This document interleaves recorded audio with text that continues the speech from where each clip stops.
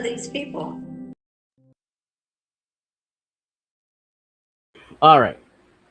Who are these people? Yes, my name is Andrew Rivera, and yes, I am alone right now, but I won't be shortly because I expect Witchy to be here any minute.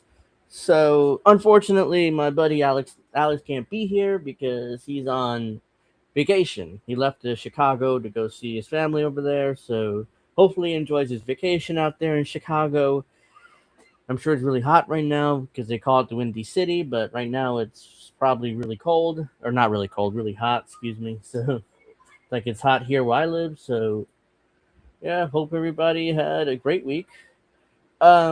Yeah, we got a lot to talk about this week. So of course, we got to talk about the Knicks. Not necessarily the game itself, even though the game itself was absolutely epic on Wednesday night, but not necessarily the game itself, but behind the scenes political stuff like the Knicks why am I forgetting what we're doing tonight?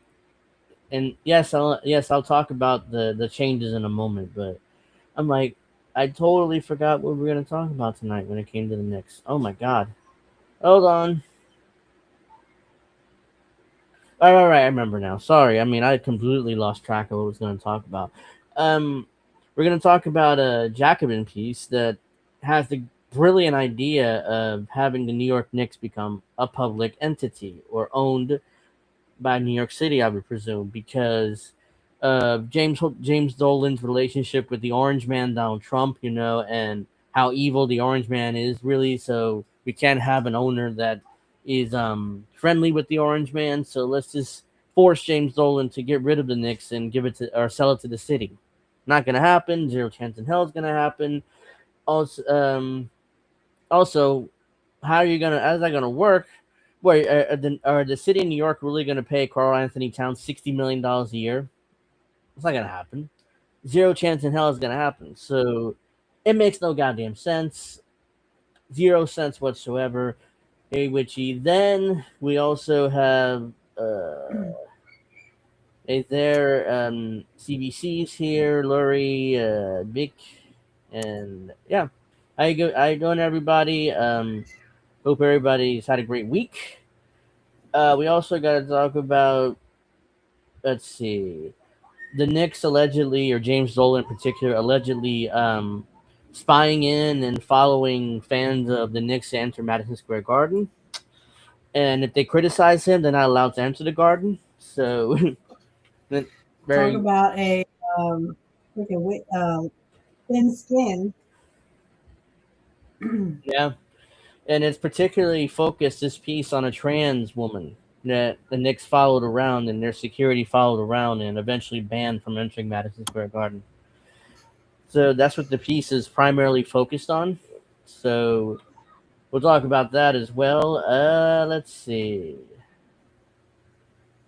We got ice, ice in the context of the World Cup, which is already started, I believe. So ice is the U.S. is banning people from entering the country, including referees for the matches. They're banning certain players not allowed to enter the country. So yeah, I mean, the World Cup is not going well so far. I mean, people are being banned from entering the country. Um, the State Department doesn't have much of an excuse except, well, we just don't feel like letting them into the country, basically, for the World Cup. So, And I wish it was the other way around. I wish it was, oh, well, sorry, we're not going to let you Americans into our country. Because everyone would be spazzing out about that. yeah. So the referee that was banned from the U.S. is African. He's somewhere in Africa. Allegedly, he's tied to like terrorist organizations, which is why they banned him. They also banned a couple of the football players, soccer With players. just trust us? Yeah. That just trust us shit? Ugh. They also banned a couple of soccer players too from other countries that are supposed to enter to play in the World Cup. Of course, those countries are pissed because without those players, allegedly they have no chance of winning the World Cup. So it's like, I don't It's know. almost like it's fixed. I mean, I hate to say that, but very, all sports is fixed. very angry. Um, Somalia, thank you, Yeah, that's where it's from. Thank you, Dave. Thank you for joining us as well. What else? The elephant in the room. So you might see the different graphics and the name of the show change. What happened there basically is at the beginning of the week, it's a little inside baseball, but I can go through this real quick. At the beginning of the week, Indy reached out to me with new graphics for INN Ocho, our alternate YouTube channel where we talk about sports, pro wrestling, video games, whatever. So go We subscribe to talk that channel about if you haven't everything. already. Uh-huh. So, Anyways, what eventually I asked Indy, hey, can you do new graphics for Angel in the Afternoon? He's like, yeah, sure. And then, we Dave, were big brother. Okay, yeah, sorry. we were no, it's right. We're talking about it more, and it's like, why don't you change the name of the show? Because you don't do it in the afternoon technically anymore. You do it in the evening at 7. Like, I was uncomfortable with changing it because it's like people are used to calling an Angel in the afternoon, and I also attached to the name because I liked it. But once we came up with the name Angel and Friends because I do regularly have other people on except for myself, obviously. Like Mostly me, I'm here. Witchy, Alex, Bill, Dave occasionally comes on if he can.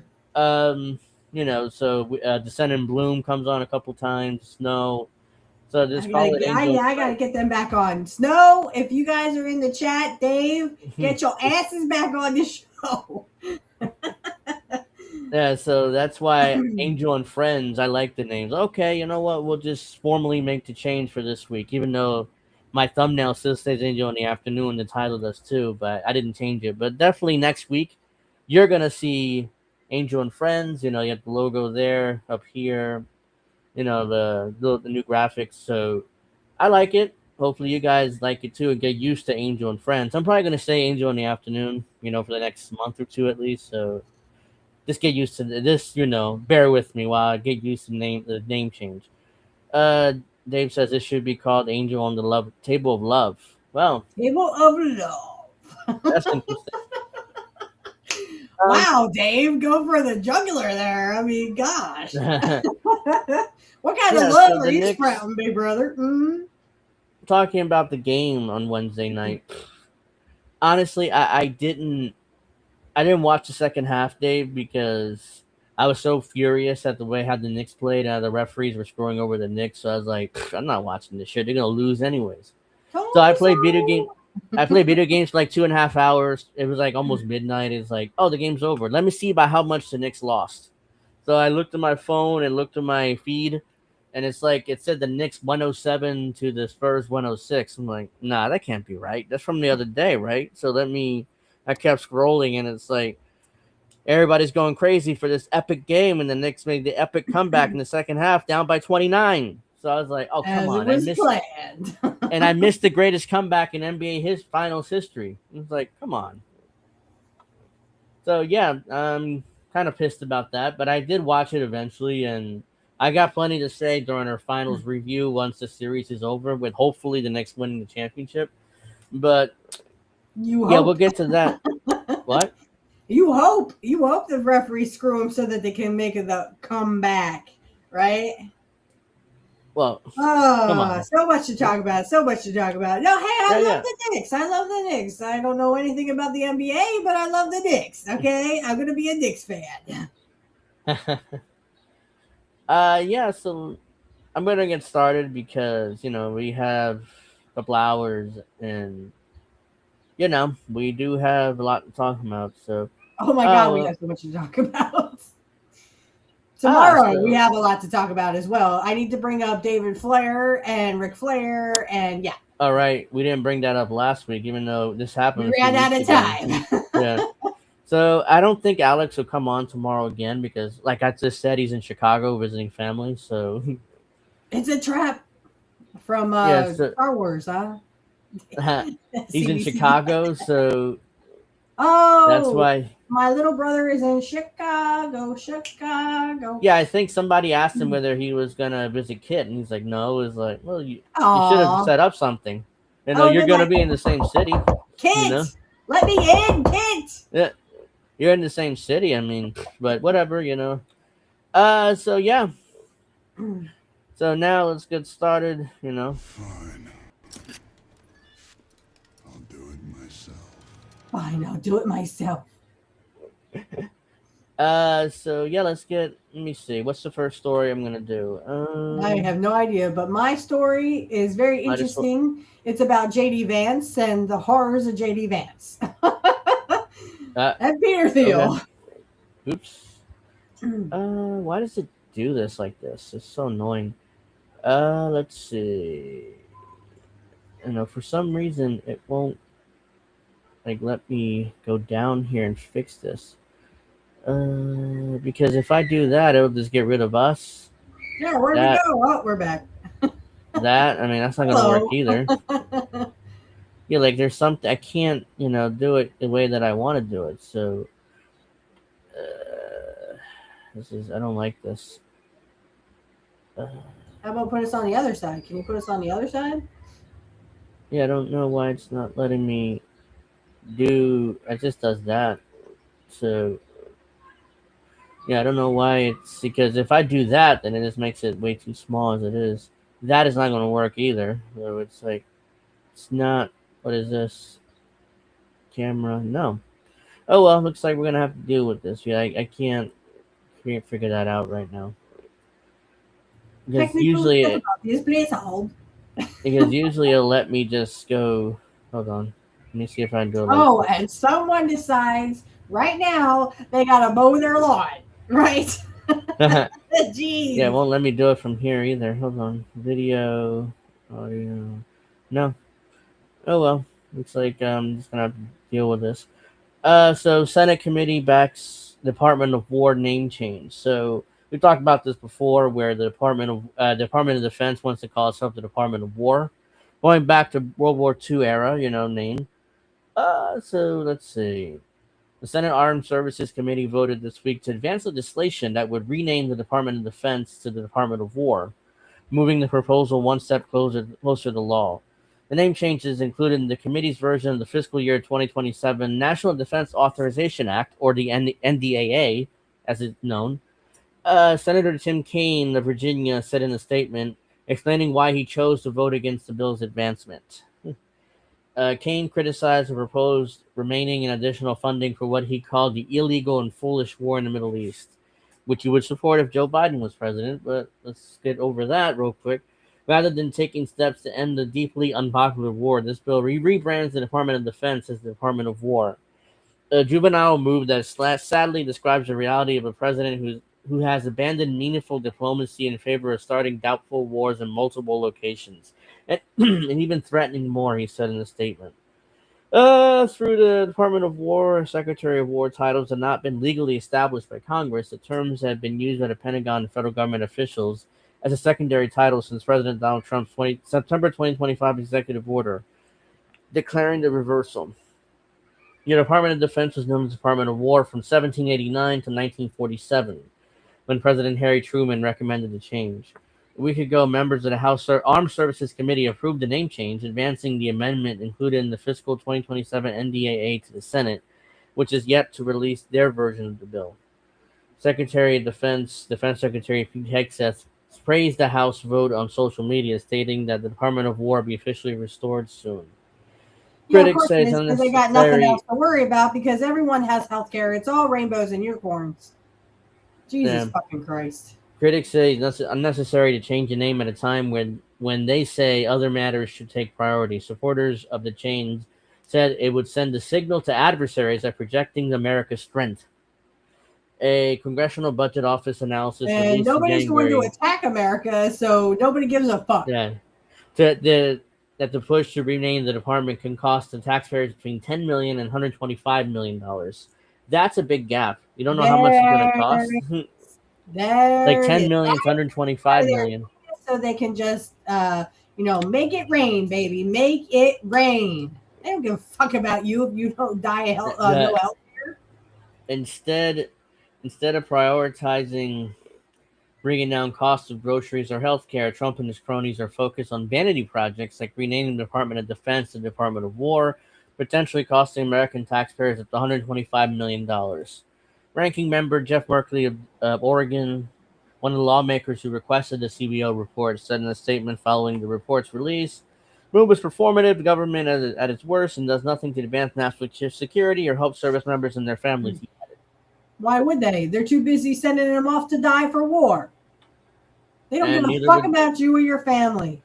Democrats don't care either. This is just a That's exactly partisan. right. No, This is just a Democrat or partisan. Republican, they don't care. This is a partisan opportunity to go after Trump because the orange man is doing this. If let's say Gavin Newsom is president and he proposed this, Democrats would be totally in favor of it, and Ew, horrible Republicans would be thought. against it. So it'd be totally reversed. It would, So yeah. The Democrats would be fawning over him, and the Republicans would be like, "We need to impeach him." sorry. hmm So this is interesting. This is from Mint Press News. DHS documents government bracing for nationwide anti-AI riots, preparing to crack down on dissent. Bring it on, bitch. So the United States government is expecting AI protests / riots. So they're getting ready to, put To it beat down up poor people. basically. We like these Uh, AIs. Get away, poor people. Just go die. So new documents from government agencies such as the FBI, Department of Homeland Security, show that Washington is preparing for widespread anti-AI riots as technology destroys communities and industries across the country.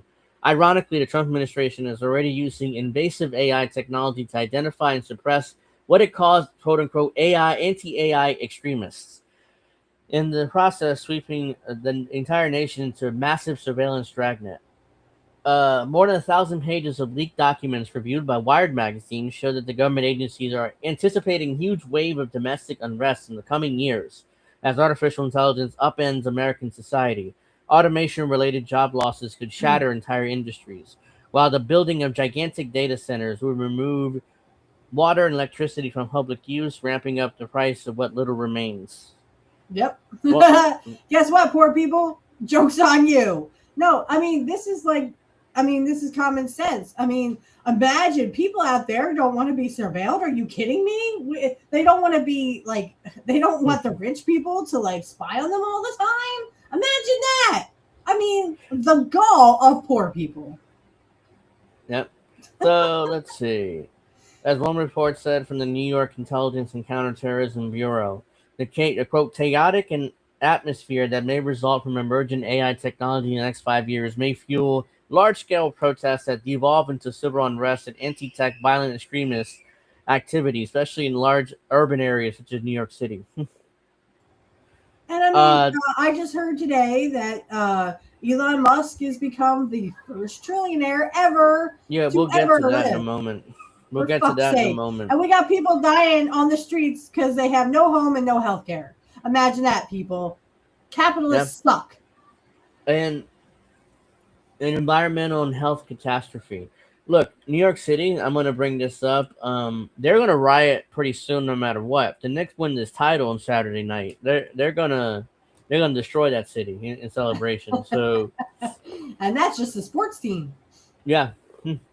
So the Knicks haven't won a title in 53 years, I believe. So this is a long time coming. And Damn, that's if longer they, than you and I both been alive. yeah, 1973 was the last title they've won, and they haven't won anything since. So the city's waiting, and we're one game away from that happening. So yeah, so that's why New York City may riot pretty soon, no matter what. So I'm sure NYPD will be out in full military gear and tanks and ready to get rid of the riffraff, celebrating the next title win. So if it happens as early as tomorrow, hopefully it does. But Yeah, because let's God see. forbid those poor people will be celebrating something.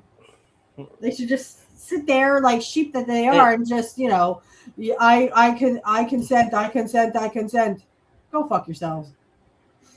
Yeah, an environmental and health catastrophe. Last year, tech industry collectively spent around $500 billion on the construction of new data centers. These buildings consume near insatiable amounts of energy and water.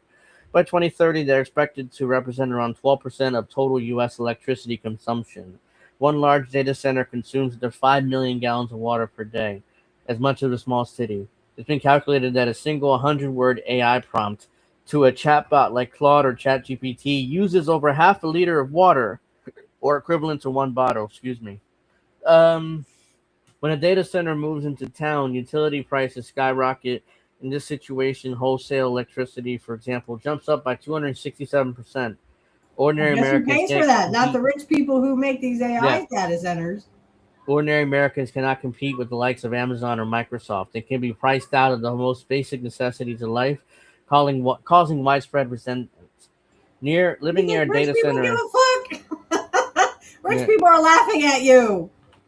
Just shut up and pay the fucking bills, you fucking poor people. living near a data center can also be hazardous to human health thanks to the low frequency noises they produce. Residents often report chronic symptoms such as insomnia, vertigo, and nausea. Worse still, to meet their enormous energy demands, data centers often rely on gas or diesel generators, which emit high levels of nitrogen oxides, fine particulate matter, so called forever chemicals, into the air, further complicating the situation.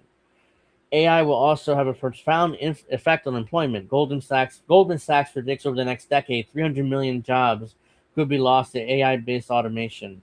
Sam Altman, CEO of ChatGPT's parent company OpenAI, suggested that whole industries may be replaced by its products. Entire classes of jobs will go away and not come back, he confidently said in 2019. Facing growing public anger last month, he walked back those statements, assuring the public there will be no jobs apocalypse. He's so Here's the full of thing. shit. His eyes are brown. Why don't you Here, go fuck a kid, you fucking pedophile? here's the thing, though. I mean, AI is dumb, quite frankly. This is not. I've been using AI quite regularly as part of my job search, and I'm sure getting a new job would lead to me using AI a lot more. And you have to prompt it properly. If not, it can't do anything. It can't do anything you ask it if you don't prompt it properly. Right. So it's like it really is AI going to take over all our jobs? I mean, right now at this moment, I don't think so. But I've been wrong before my predictions, so hopefully I'm right this time. But Well, not mine, because I speak to the Amish who only have certain technologies that they can stand, right? yeah. But if these predictions are anything near close to correct, it will cause a massive economic disruption across America. And And the some rich people towns, don't give a fuck. yeah, some towns and entire cities dependent on certain types of work into potentially permanent depressions. The latest news that Washington is preparing to treat this unrest as akin to terrorism should be a great concern to all Americans. So this No, is the here's dark what's going to side. happen. Here's what's going to happen. Okay, well, we'll give you we'll give you like a UBI, but you have to give us your face, Yeah, your dick size. it's You have to you're, give them, your yeah. eye scans. You got to give them your dick scans. You got to give them everything, or Yeah, you get so nothing. You get bunkus. El- Elon Musk in particular was pushing for UBI or universal basic income because of AI. That's in order to keep the masses happy, give them some money every month, so to live off at least, not to get rich, but to live off. And pay your so. In other words, the government gives you money to give to them, pretty much. Nice, isn't Uh, it? It's a yeah, big money grab, and it's also to get all your personal information, all your vital statistics. They'll know everything fucking about you, what you look like, what your dick looks like. They'll know exactly everything. I mean, come on, this is literally the where we go to the CBDCs and we go to the digital so IDs. as AI, as Thanos would say, that's the wrong one. Hold on, here we go. Inevitable. Exactly. He is. No Josh Brolin, by the way. uh, yeah, AI is Yes, the same inevitable. Josh So, Brolin that played in the Goonies. Yes, him. let's see. Oh well, sorry. I think I may have stolen Indy's story. I didn't know. Sorry about that. Thanks. By the way, I thank you for the graphics. They're great, and I love them. Oh, I love Uh, him. Yeah. the dark side of AI. The public as a whole is highly skeptical of artificial intelligence. A recent poll found only 5% of Americans trust AI a great deal, while Shocker. 77% thinks it could pose a fundamental threat to humanity. Yeah, don't say. Hey, if you watch the Terminator, I mean, that's why, trust me, it's a large threat to humanity, especially if they let AI control our military and all our missiles and nuclear weapons. If you've seen Terminator, you know how that ends.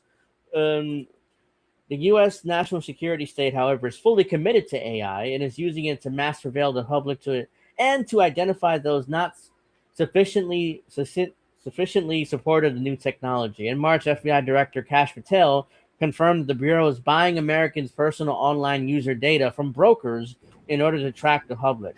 Shocker. The Department of Homeland Security spent millions purchasing AI software that detects the sentiment and emotions of Americans' online posts and is using it to identify activists and other potential quote unquote threats.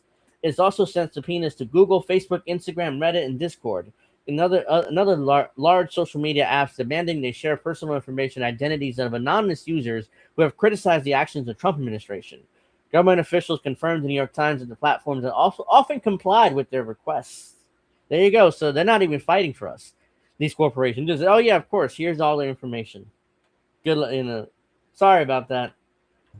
I'm Hey, sure. do they have any kids we could rape? Get that information. I mean, come on, they're all fucking pedophiles. The AI giant Anthropic publicly pulled out of a deal with the U.S. Department of War to develop AI systems in classified environments. We covered Anthropic before. They've actually canceled a contract with the Department of War over this same thing because it says, quote, stating that they may be feared the technology will be used to immediately be used to carry out mass domestic surveillance in the United States. So a company very rarely, basically saying, no, we're not going to let the United States use their technology because they're going to spy on people, most likely, which is rare that a corporation would Ding, give up ding, a ding. contract with the U.S. government over that. We Well, cannot, I mean, in good conscience. Again, it's going to happen. We already know that they're surveilling us. They already know everything about yeah. you. They know what your dick looks like. They know what my pussy looks like. I mean, for fuck's No. sake, I'm surprised they don't have cameras. They say they have fire alarms, but they actually have cameras up in the goddamn fire alarms, so they can watch you go to the bathroom. I saw a video. I should have saved it, but the government, the cities are putting up fake, like these fake electric boxes on electric poles. Mm-hmm. And somebody decided to look inside and see what's there. It turns out there's a camera there secretly recording people. Without, and the government didn't tell us. The local cities and states that put up these fake electrical boxes. I should have saved the video so I can play it. I saw today on Hampton Law. If you don't know him, he's Jeff something or other. But look up Hampton Law on YouTube. And he was talking about what happens if a police officer or a bunch of police officers or pickies put a tracker on your car. Well, first of all, know your local rights. If someone puts a tracker on your personal property, you have a right to take it off and do whatever the hell you want to do with it. Because it's your personal car. Okay? You pay for it. There's no warrant, and there's no. Even if they have a warrant, they need to. I mean, a judge just goes, "Okay, yeah, blah blah blah blah, and I get it out of here." They don't give a fuck. So make sure you read the warrant if they have one. Here's the thing with judges. I mean, they have so much on their plate that they just don't care. They'll do whatever the police says, take their word, and sign the warrant. I mean, they're not gonna. Because they would have a whole hearing presenting evidence before they sign the warrant. They don't want to do that because they already have enough in their dockets. So they just sign the warrant, take the police word for it. Right. So know your laws. Yeah, and we'll talk about this more tomorrow, but the Vince McMahon, Janelle Grant lawsuit is going to arbitration. And, of course, as soon as a judge hears arbitration, they're completely in favor of it because they don't want to deal with this case either. So it goes into arbitration, they dismiss the case, and they move on. And they're ecstatic by that fact that they agreed to arbitration, both sides. So, let's see. We can't in good conscience. They said, Sean, are you fucking kidding me? You know what? I wouldn't be surprised. I would not be surprised that Amazon is selling fucking shower heads so they can watch you shower and watch your kids shower because they're fucking pedophiles who watch your kids. Really? I didn't hear about this story. I didn't hear about that either, but I would not be surprised. I wouldn't be surprised either. The company was immediately labeled a national security supply chain risk by the Trump administration, and the contract was fulfilled by OpenAI. Of course it was. Sam Altman, couldn't wait to make that money. OpenAI co-founder Greg Brockman is one of Trump's most generous donors, having channeled $25 million to the president's super PAC, MAGA Inc. He also poured another $50 million into Leading the Future, a bipartisan super PAC aimed at promoting pro-AI legislation in Washington, D.C., and defeating and silencing lawmakers who wish to curb the influence and power of the industry. Remains to be seen what extent AI will actually become a revolutionary technology. Right now, it's dumb, so I'm not sure whether it actually would become what people think it is. Think it's going to become. Well, But it's it's going to clear. become this. AI will rule over all of us. They will be our, authorities. They already have like a RoboCop thing going around New York City. I think, isn't it a little trash the can the that tells M you to the stop? NYPD has like NYPD, I think it is, has like a mechanical dog, that's running around, and they're doing stuff. But I'm not sure whether it has a major role or not. But I think it's the NYPD. Of course, under Mamdani, he's allowed a Zionist, Jessica Tish, to continue running the NYPD. So he's full of shit, just like most politicians. No By the way, matter, hi on mute. It's because like someone decided now's a good time to mow my lawn. Jesus yeah, Christ! I It did. sounds like it's in the same damn room with me. I do hear it a little bit, but it's not disruptive. I don't think, but You hear it now, uh, I'm sure. yeah, it's like it's not disruptive, but yeah, I hear it in the background. Remains to be seen. Already read that. What is clear is the U.S. government is preparing for major economic and social disruption in its wake. Instead of creating economic bailout plans and social welfare programs to help those negatively Why would they affected, do that? however, Poor people would be it is damned. it is preparing for an authoritarian response looking to crush dissent. What makes this future even more ironically dystopian is that to do so, it's using the very AI that is triggering the problem in the first place. So this is from Alan McLeod, senior staff writer for Mint Press News. He completed his PhD in 2017, and he's authored all these books. Make sure you read them or something. So I yeah, mean, I hate to say I told you so, guys, but this is the he's dystopia. The AI will be our overlords, and the rich people will literally fuck kids all day long while the AI are literally killing us and beating us up before I for get having dissent. before I get to Elon Musk and the Knicks. I figure I'd cover this real quick. House rejects bill to renew warrantless spy powers. So it looks like the Oh House is my trying to God, are you it, serious?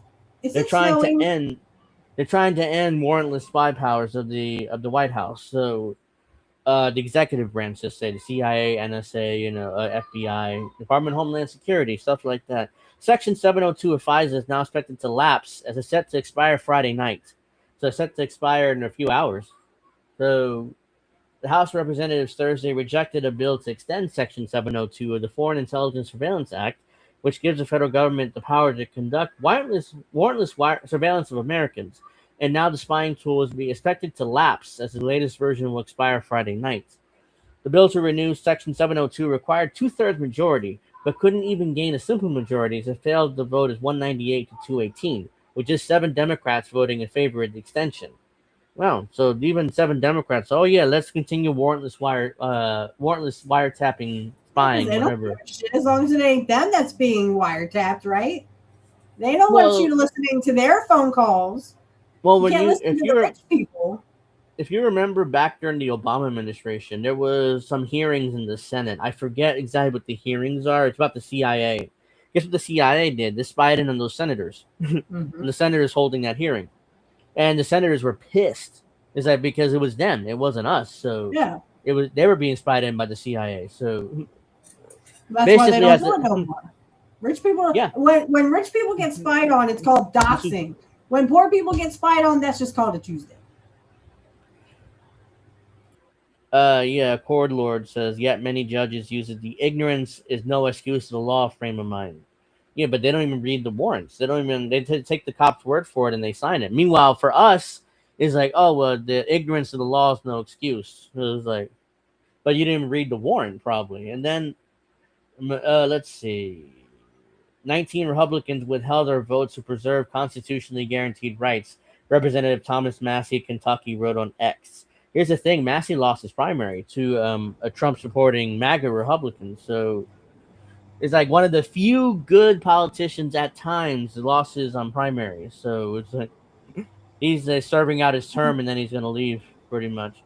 Right, and here's Um, the thing, like I said, when rich people get spied on, they get that's called doxing, and that's oh you should be shameful. That's shameful. No, that's what called fair is fair. You guys don't like to be spied on, neither do we. Go fuck yourselves. that's well Um, said, poor Lord. yeah. Uh, See, that's the thing. Like, I was gonna say, judges don't read the warrants, but then when it actually comes down to, oh well, we got this evidence because we put a tracker on their car, and got the surveillance or whatever, you gave us the warrant and whatever. The warrant doesn't say, it just says on evidence, blah blah blah. What they did, or what I guess Jeff was talking about in Hampton Law, is like literally when you go to court and the judge actually reads over the charges and stuff and realizes, oh shit, they did this illegally. Guess what? It's on them now. And it happened to a guy. He was found.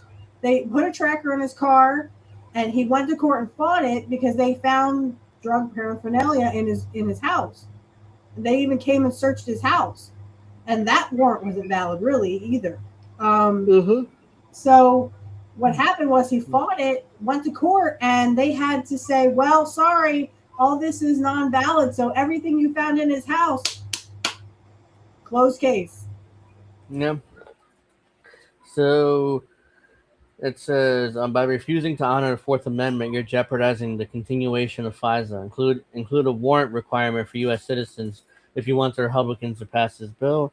Section 702 was enacted in 2008 under the Bush administration, authorizing warrantless surveillance targeting non-Americans overseas, but also results in the collection of vast Americans' communications. Yes. Those communications are retained in government databases, can be searched by the U.S. intelligence law enforcement agency without a warrant. Efforts to extend Section 702 were also blocked in the Senate, as Democrats said they won't allow it to go through unless President Trump rescinds the decision to appoint Bill Pulitzky, I don't know, who serves the acting director of a federal housing finance agency, the acting director of national intelligence as well. Let's see. House Speaker Mike Johnson of Louisiana slammed Democrats for allowing the spy power to expire, saying they were, quote, willing to jeopardize the safety and security of the American people to make a cheap There's no safety in this, you stupid jackass. Shut up, Mike Johnson. You're a fucking pedophile, too. President Trump is calling Congress to pass Section 702 extension, even though his 2016 campaign was targeted under FISA, which it was. Earlier this year, the president said he's willing to give up his rights and privileges to extend the spying power as an acknowledgement that it violates civil liberties. Remember, Trump was pissed when Obama spied on him, the Obama administration spied on him under FISA. Now he turns around as president and says, oh yeah, I'm willing to give up my rights and privileges in order to extend the spying power. Which one is it? You were pissed when it happened to you, and now it's you can't have both. Well, and here's the thing, though. By the way, I wanted to say that there was a comment made on X that Hunter Biden's name is not on the Epstein list. Bullshit. So is Joe Biden. Joe Biden's name is on there. So is Hunter's. So, fuck you. Look it up. Yeah. So that's that. I mean, Section 702, the spying powers expired later tonight in a few hours, and both Republicans and Democrats won't pass it. So the era of FISA, Section 702, is pretty much over. We'll see whether they pass it secretly later on. That's right. Maybe, they're all in there.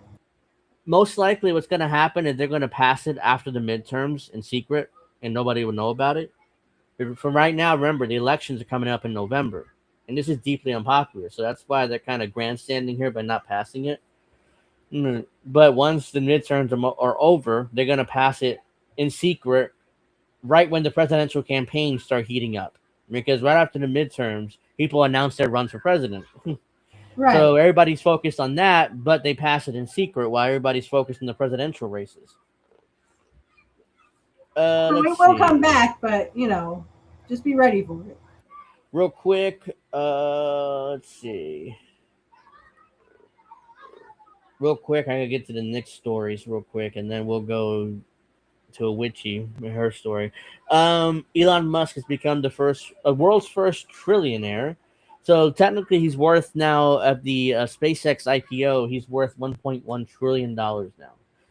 $1 trillion is enough to cover 12.6 million Medicaid enrollees for a decade. Provide free school lunches to every kid in America for decades, build up to 2 million affordable homes, or make public college tuition free for roughly a decade. Yeah, but why would they want to help poor people? Poor people, they just take. Why Why not just have a guy who has $1 trillion, who doesn't know how to fucking do anything with it? He can't spend it in his fucking lifetime. But, shame on these poor people. They should be happy for Elon Musk. He's a job creator. Fuck you, Elon Musk, you fucking pedophile. Your name's in the fucking Epstein list, too. Excuse me. Let's see. Elon Musk is now worth about as much as the world's next four richest people combined. Musk became the world's first trillionaire after SpaceX shares rose following a record-breaking initial public offering, or IPO, that raised $75 billion for the rocket company. So here's the world's 10 richest people. Elon Musk is way ahead of Larry Page, Sergey Brin, Jeff Bezos, Larry Ellison, Michael Dell, Mark Zuckerberg, Jensen Huang, Bernard Arnault, Jim Walton. That Jim Walton, I think, is Walmart. Yeah. Jensen Huang, I think he's Samsung. Mark Zuckerberg, Facebook, Meta, obviously. Michael Dell it's Dell Computers, right? obviously. The Dell Computers, yeah. Yeah. Larry Ellison. Know who Larry Ellison is. He bought CBS. He bought now Paramount. He's bought CNN or Warner Brothers Discovery, who owns CNN. So, by the way, talking about CNN, what's her face? The Zionist, I forget her name. That one that runs CBS News. She's also going to run CNN. So, yeah, I know what you're talking about. I can see the face, but I don't remember the. Yeah, I forget her name. Someone in the chat remind me of the name. Her name. She runs CBS News. Now she's going to run CNN as well. And she was the crier. So many people hurt her feelings. Barry Weiss, thank you. Barry Weiss, thank you. Yeah, thank you. Yeah, that bitch. I mean, yeah. This is what I'm talking about, guys. One fucking pedophile, literally has $1 trillion in his bank. I mean, this is what I'm talking about, guys. We got people living on the streets, mostly veterans, because they fucking send these kids to war, and they die for Israel for no fucking reason whatsoever. They die for rich people. I say, the people who want these wars, you need to fight them. Oh, you don't want them anymore? Yeah, that's because you have to fight them. Yeah, she's the one that called. She's the one that called Tulsi Gabbard a toady on Joe Rogan's show. And then Joe Rogan asked her, "What's a toady?" And she completely collapsed. Like, she didn't know what it meant. And Joe Rogan had to look it up. It sounds cool, right? She's trying to be hip like the kids at home. She's a fucking idiot. She's a Zionist. She's a fucking pedophile. I'm sure her name is on the fucking Epstein list as well. They're all on the Epstein list, guys. All of them. I hate to break your hearts, but that's the way it is. We got one man, got $1 trillion. We got people dying on the streets because they literally can't have homes and health care. Yeah. What's wrong with this picture, guys? Here's the thing with the $1 trillion. Elon Musk, most of that fortune is on paper. The Type A stock and stuff like that. So, does he have $1 trillion in cash? No. Does he have $1 trillion on paper? Yes. And he can use that to borrow against it in loans. So he doesn't pay taxes either. So that's why it's bad. Not necessarily because he has $1 trillion on paper. Who cares? But he can borrow against it and not pay taxes and screw over the government. Which, again, I don't care about the government, but ultimately, that's what's going on here. So, let's see. I pay more in taxes than Elon Musk has ever paid in his lifetime. Yeah, because he takes out loans against his massive stock portfolio and his stock options. So, and that is so he can stay rich, and that all the little poor peons can just go and die like the little cockroaches you are. Ew! I think I touched one. Ew! Fuck you, Elon Musk, you fucking pedophile. Yeah, and as you guys know, you don't pay taxes on loans, so it's a roundabout way to cheat the American government out of taxes. And it's like a loophole. Like, you don't sell your Type A stock because you pay taxes on that. At that point, it's the capital gains tax of 15%. So they don't want to pay 15%. So they keep their capital gains Type A stock, and they borrow against it. So if they don't pay the bank back, the bank takes the Type A stock, and no one's the wiser. That's right. Let's see. So as you guys know, Graham Platner formally won his primary on Tuesday. So now he's facing Susan Collins in November, and this is the most current polling. He's only up by 1 point on Collins, which is a statistical tie. And he'll And get he was, in because he's a fucking gay pedophile. yeah, he's a degenerate Nazi, as I call him. Uh, so He he's literally only, said, "If you break in my girlfriend's house, I'm gonna fuck you in the ass." That's something a gay dude would say, and not in a gay way. That's what he and not in a claims. gay way. So unfortunately, Graham Platner is like, Gay! So gay. yep. So If you literally vote for this guy, you deserve to be fucked in the ass. I you're a guess sucker. you're a You're a sucker. sucker. Yeah, you got tricked by Cenk Uyghur's nephew, Emma Vigeland, Kyle Kalinske, Crystal Ball. You got tricked by all those multi-millionaire white progressives, by the way. So It's true. I would not lie, Earl. I would not lie. he did say that. Literally, he did say that in an I covered it last week. old tweet. Yeah, Yeah. we covered this last week, and I was like, that's not what a heterosexual male says about someone breaking in their house. Usually, my Yeah. dad would say, "I'll shoot you, and if you live, I'll shoot you again." There is no survivors. They'll be calling the morgue to come and get Yeah. you. Okay, not I'm gonna fuck you in the ass. I told my dad that, and he's a Trumper. Okay, I told my dad that this guy said if someone broke into his girlfriend, and I use quotes, his girlfriend's house, he literally is gonna fuck him in the ass. My dad goes, "Yeah, no, So, that's not a straight guy." so this is kind of this poll has kind of gained infamy. How ridiculous it is. Main poll shows tight general election for Senate. Scandals boost Platner with 2024 Trump voters. Trust me, I'm not buying that at all.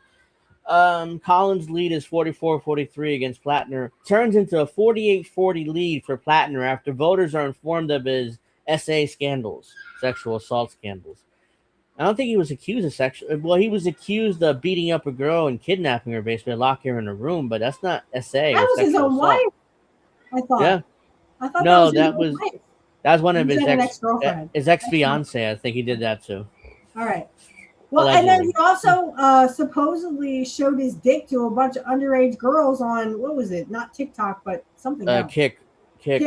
Yeah, showed his dick to a bunch of underage girls, like Weena. His name is Weena. So I'm not buying this. This poll's ridiculous because these are mostly they claim it's with Trump voters. But Trump voters don't like Graham Platner. He's like a far leftist to them. So I'm not buying this at all. Even if they don't. I'm surprised the MAGA movement hasn't shown how gay he is. Come on, MAGA, where the hell are ya? So this is current polling, without the scandals. But allegedly, as soon as they called about the scandal, that's the governor's race. So this is it. As soon as they told about the scandals, it's 48-40. Which I'm not buying this at all. I don't know where they got this from. It says statewide likely voter model margin of error 4.85%, put at 95% confidence. I don't know why they're so confident in this. I mean, if I made this AI. This is probably AI, so of course they made it up. So yeah, there's no way he's up by 8 points, especially after they know about the scandals, because most people don't like sex pest, degenerate Nazis. It's even Trump they do like they do like pedophiles apparently because they have one in the White House. But I mean, really, would anyone be surprised if he actually won because he showed his dick to a bunch of girls? Because he's trying to just prove that he's somehow heterosexual. Yeah, I'm not going to go through much of this. This is different races in Maine and stuff. So let's see. Let's get to where are we? Oh, right here. Well, let's start with this. I wish Alex was here. Unfortunately, he couldn't be here, so because I'm sure he has thoughts on this. This is Jack. This is a Jackman piece here. Everyone loves the Knicks. Everyone hates James Dolan. By the way, James Dolan is the guy who owns Madison Square Garden Inc., which owns the Knicks and the Rangers. So the hockey team, New York Rangers. Everyone hates a rich Nazi who probably is a pedophile. Shocker there. The awful. The awful billionaire James Dolan's stranglehold on one of sports' greatest franchises, holding the New York Knicks back. Not really. They're about to win the championship, unless they blow that 3-1 lead, but hopefully they won't. The solution? Yeah, that's right. Public ownership of the Knicks. That's not happening. Let's see. For the first time in 27 years, the New York Knicks are in the NBA Finals, and the vibes are immaculate. They have one of the most likable rosters in the league. Knicks supporters, some of them with the most passion in all of sports, have electrified the NBA content economy with on-the-street antics and unforgettable catchphrases. My mayor Muslim, my bagel's Jewish, my Christian Dior, Knicks in four. So that's somebody said that in one of these What videos. the So fuck is that? That's not like know your role and shut your mouth. it rhymes, but it doesn't make much sense when you read it like separately. Even in their matchup, the San Antonio Spurs largely fits the ideal of ethical basketball. No, they don't. I mean, they kind of nearly assaulted the Knicks multiple times in the series. So if you watch the series, but not really, it is a great time to watch the league. It's one of the greatest times to be a Knicks fan. With one major caveat: the man on top. The New York Knicks are majority owned by Madison Square Garden Sports Corp, which is I've screwed up the company's name, but under the day-to-day control of billionaire CEO and executive chairman James Dolan, who inherited the franchise from his father Chuck Dolan in 1999. Excuse me. The Dolan era Knicks, the team whose valuation has only grown year over year to become one of the 10 most valuable sports franchises, have been middling at best and catastrophically bad at worst, which is true. The current finals berth is an outlier. Chance to sell the team has been ubiquitous for decades. Dolan himself is far from an incompetent executive. He is alleged to cover up sexual misconduct within his organization, and has faced allegations of sexual misconduct himself. Remember, that's the whole Isaiah Shocking. Thomas scandal, where he covered up Isaiah Thomas sexually harassing Anita Dunhill, if I remember her name. That was a big Hmm. scandal 15 years ago. I was like, oh, really? The Knicks suck, and we have this scandal too to deal with. And James Dolan continued employing Isaiah Thomas even through all that. I'm like, fire his ass. Like, why do you keep employing him? But he must add pictures, Isaiah Thomas. Let's just say that. Yeah, Um, his blackmailing him. surveillance, yeah, he is alleged blah blah blah. His surveillance apparatus has stalked fans and political enemies alike. A long-standing friendship with Donald Trump has single-handedly harsh the vibes for home games, Well, that especially in means Game he's a Three. fucking pedophile. Sorry, but not sorry. Yeah. The Knicks ended up losing Game Three, but Donald Trump was that. But they immediately won Game Four, and one of the greatest comebacks I've ever witnessed. I didn't witness it, but in NBA history, especially in Game Three at MSG last night. To say Mhm. nothing of how he squeezed fans, and Knicks are the league's most expensive ticket. At the time of writing, nosebleed seats for the finals start in the $7,000 range. Oh, Yeah, go fuck yourself. Cenk Huger's nephew was complaining about the price of the tickets, but he won anyways. The game three or game four, rather, the final. So When you have he's millions of good. dollars, stop Yeah, fucking, I bitching. think I have that video. There's no reason that the Knicks, one of the sports most storied franchises and major driver of city identity and economics, should be owned by anything but the public itself. There's precedent for this. Blah blah blah. Yeah, I Um, mean, Jake, he does want to fuck horses. Let's be honest. that is, he did say that. Let's see, Germany, blah blah blah. In contrast with this, yeah, they also discussed the Green Bay Packers. I kind of don't see it here. The Green Bay Packers are publicly Work. owned. They're publicly owned by the not the city of Green Bay, but a group of people that live in the city. So let's see. So let's get to this. Contrast with the Knicks, whose ownership is highly at odds with its fans, both in historical decision making and political position. The city it existed. It becomes easy to see why member-directed Mom Otto would not only deliver a kind of long-term stewardship that has been largely absent under James Dolan, but further entrenched the Knicks as New York's team, not in just a distant legacy, but it embodies the ever-evolving values of the city itself. Here's the thing: the Knicks are never going to pay Carl Anthony Towns $60 million a year, what he's demanding, or Jalen Brunson $60 million a year. It's not going to happen. The city barely has money to pay for social programs, and you expect them to pay 60, $70 million a year for a couple of basketball players? It's not going to happen. It's absurd, even to even suggest this. and I hate to say this, but it's the rich people that are the cheapest motherfuckers ever. Literally, these people for the most they part. have millions and billions of dollars, but I parting gotta with turn a on my light. penny. Okay. Parting with a penny. I mean, they just bitch, moan, and complain about everything. And I'm sorry, it's mostly the rich that literally want to bitch about everything. No, oh, well, that's a penny. Well, why can't I just have it for free? Because you're fucking rich. You can pay for it. You can literally have enough money left over after paying for it. The argument for viewing sports teams as public utilities rather than mere entertainment. Here's the thing: is the city of New York willing to pay Carl Anthony Towns $60 million a year to play basketball? Fuck no. He would be the highest paid city employee in the city by far, even above Zohran Mamdani, who's the mayor. So it's like this whole article, Well, this whole Mondani motion has is some, absurd. inner workings, I'm sure. Are they willing to pay Jalen Brunson $60 million a year, with 70, whatever he would want in his new contract? I don't think so. Teams in the Knicks, economic juggernauts that build and reshape city landscapes through policy, blah blah blah. Madison Square Garden exists directly above Penn Station, which is true. Literally, you go to Penn Station, you go up the stairs, there's Madison Square Garden. So, one of the busiest transit hubs in North America, enormous economic anchor for Dolan's empire. By the way, James Dolan also owns Radio City Music Hall in New York. So, despite the relationship, none of Dolan's businesses are contributing money to Penn's $8 billion rebuild. Conversations about relocating MSG were quickly shut down and put entirely in the hands of the federal government, shutting locals out of the transparency process and effectively relieving Dolan of any financial risk for the mega project. So Trump did a favor for his friend James Dolan in order to make sure that he doesn't pay any money for that $8 billion rebuild of Penn Station. So it's like Friends in high places. yeah, Told you the it's poor good. people will pay for everything, the rich people pay for If you're nothing. Because rich people are mostly cheapskates. If you're a multi-billionaire, it's good to have friends in the White House. So it's just like that. It's also good to have pedophile friends. I'm sure he has there you something go. on James Brolin. He has to. Mm-hmm. He has to have something on somebody. According to its own financials, MSGS, independently of Dolan's other MSG corporations, operates at a relative break-even after factoring in executive salaries and corporate bloat.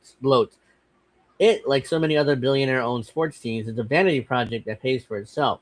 It continues to increase in value. This doesn't factor in current playoff success either.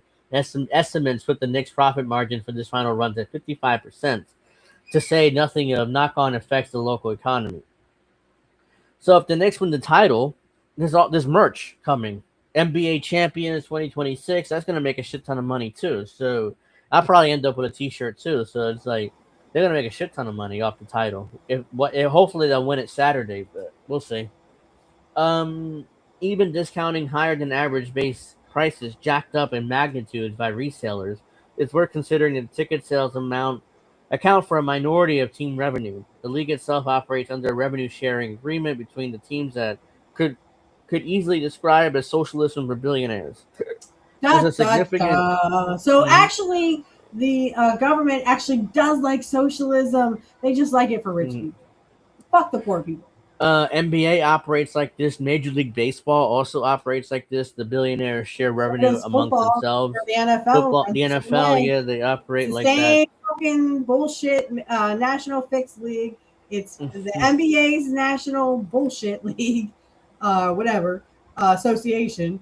And the major bullshit, league. I'm sorry, but sports has been literally killed by sports betting. Sports betting 100%. Literally has ruined sports. Everything is now sports entertainment. You can look at this. I'm sure there's hundreds of articles out there that will literally tell you how sports has literally been just ruined. I mean, totally ruined by this sports betting bullshit. And literally, you can tell that the players are all in on it. It's not just the refs; it's all the players too. There's that very famous video out there. You can look it up of a football player giving a thumbs up to another football player, and he missed. Mm-hmm. again, you can look at WWE is going to baseball stadiums. WWE is going to football stadiums. They're going to the Vikings for SummerSlam, where the Vikings hold their football places. Oops. So here I am, literally. I don't know how to express it to people more that sports is just sports entertainment. Please treat it as that. Do not go to these games. Trust me, you're going to pay $30 for a soda and a hot dog that you can fucking get at the grocery store for $5. Yeah, Pete Rose should be pissed because he was banned from baseball for life, if you remember, because of gambling. So it's like now everybody does it. No offense, but he was the scapegoat. I feel bad, but I mean he's dead. His problems with it. So let's see. There's significant financial incentive and little financial risk to bring sports teams to their public ownership, except for the fact you have to pay the players massive salaries, which a city in New York won't do. To play fake sports. I'm not shitting you. Yeah. It's like wrestling. They go down the line. You're winning, you're losing, you're winning, you're losing. Do your finishers and make it a good show. I'm not reading the rest of that. It's total bullshit. It's not going to happen. But yeah, because, I mean, Jack. And I say this because I watched a football game one time with my father, who still thinks it's real, and literally you saw the quarterback throw to the receiver, right? And the receiver caught the ball. He was running towards the end zone. We saw a guy who literally could have tackled him in the backfield and literally stopped and went the other way. And he let that guy get a free touchdown. That's fake football. That is fake. They're doing it right in front of your fucking face, guys. They're saying, "Oh yeah, our sports teams are so good." Blah blah blah. Nah, they ain't shit. Yeah. So before we get to that, I want to get to this. This is Cenk Uyghur's nephew complaining about his ticket prices. Fuck you, Hassan Piker, you fucking. Yeah, he's whining about his ticket prices. Or is he an animal rapist too? He demanded. So I ended the broadcast last night. As you guys know, Will was inebriated. He came over here, and he beat my ass. So these are the prices of all the tickets. I'm not sure whether you guys can see this, but he paid $6,500 for tickets right here. Look at the rest of the prices. Courtside seats looks like it's $10,000. Yeah, $12,000 here. People barely have enough for rent or groceries or both. I've been to Madison Square Garden back in the day, 30 years ago. Tickets were not like this. They were like general admission was like $20, but we sat in the nosebleeds, but watched the Knicks. But baby boy, baby boy, they were you like don't $20. See it. They don't care now. And sports is now for sports entertainment for the rich. Yeah, I accidentally went into the luxury boxes because I was trying to find my seat, and I'm looking in the luxury box. Oh, it's the luxury boxes. It's like this. Nobody really said anything. Didn't really notice me. So it's like, oh, interesting. Luxury boxes, nice stuff here. Let me get out of here. Were you there for wrestling, or what were you there for? No, for the Knicks. Oh, you were there for the Knicks. Okay, I was like, you had to be in Madison Square Garden and see the WWF. I never went to WWF show there because I hope. Oh, problem is the ticket prices went up. They were pretty expensive, but for the time for Madison Square Garden shows, so I'm sure it was cheaper to go to the Knicks than to go to Madison Square Garden and watch the WWF. So it's like, oh wow, ridiculous. Yeah, but I would have loved to see Kurt, in the MGM or MGS. I mean, MSG. Or MSG. I'd be like, oh my God, it's just so perfect. I'd be screaming like a little girl. Today, nosebleeds are $4,000, $6,000. Like for the finals at least. So. Yeah, keep it. That's okay. I will watch from home. This number, especially $10,000, $12,000, these are down payments for a house today, and there are people paying it to go see the Knicks play in the finals. Not me. That's insane. That's too rich for not me. To Madison Square Garden, which we did. We had got a mouse in your pocket. Amount of money. Is him and somebody for these seats that weren't. Oh, his butt buddy. Okay, seats, but they weren't great either. It was like a weird angle. It was like a weird. He looks like anyway, he's complaining. He's complaining about the angle. So this is actually the angle he's talking about. It's not that bad. Those are really good seats. You can see everything there. So I don't know why he's complaining about these seats. Anyway, it Took doesn't my matter kids. You much. took your kids to the game? Yeah, like you got kids. I don't think Seriously, he has someone fucking kids. reproduced you? You fucking animal rapist? So let's get to the shocking secrets of Madison Square Garden surveillance machine. Oh, Jesus Christ. Famously, Now they're watching them in the bathrooms? famously, Bengal Knicks owner Jim Dolan has long spied on people in his iconic arenas. Wires have gone deep inside the operation that allegedly tracked a trans woman, lawyers for protesters, and more. So, if you guys don't know, Madison Square Garden security is kind of infamous because they do. They're a little bit smaller than the NYPD. That's how Oh, huge Madison Square Garden police or security is. oh, good. I hope they like my finger.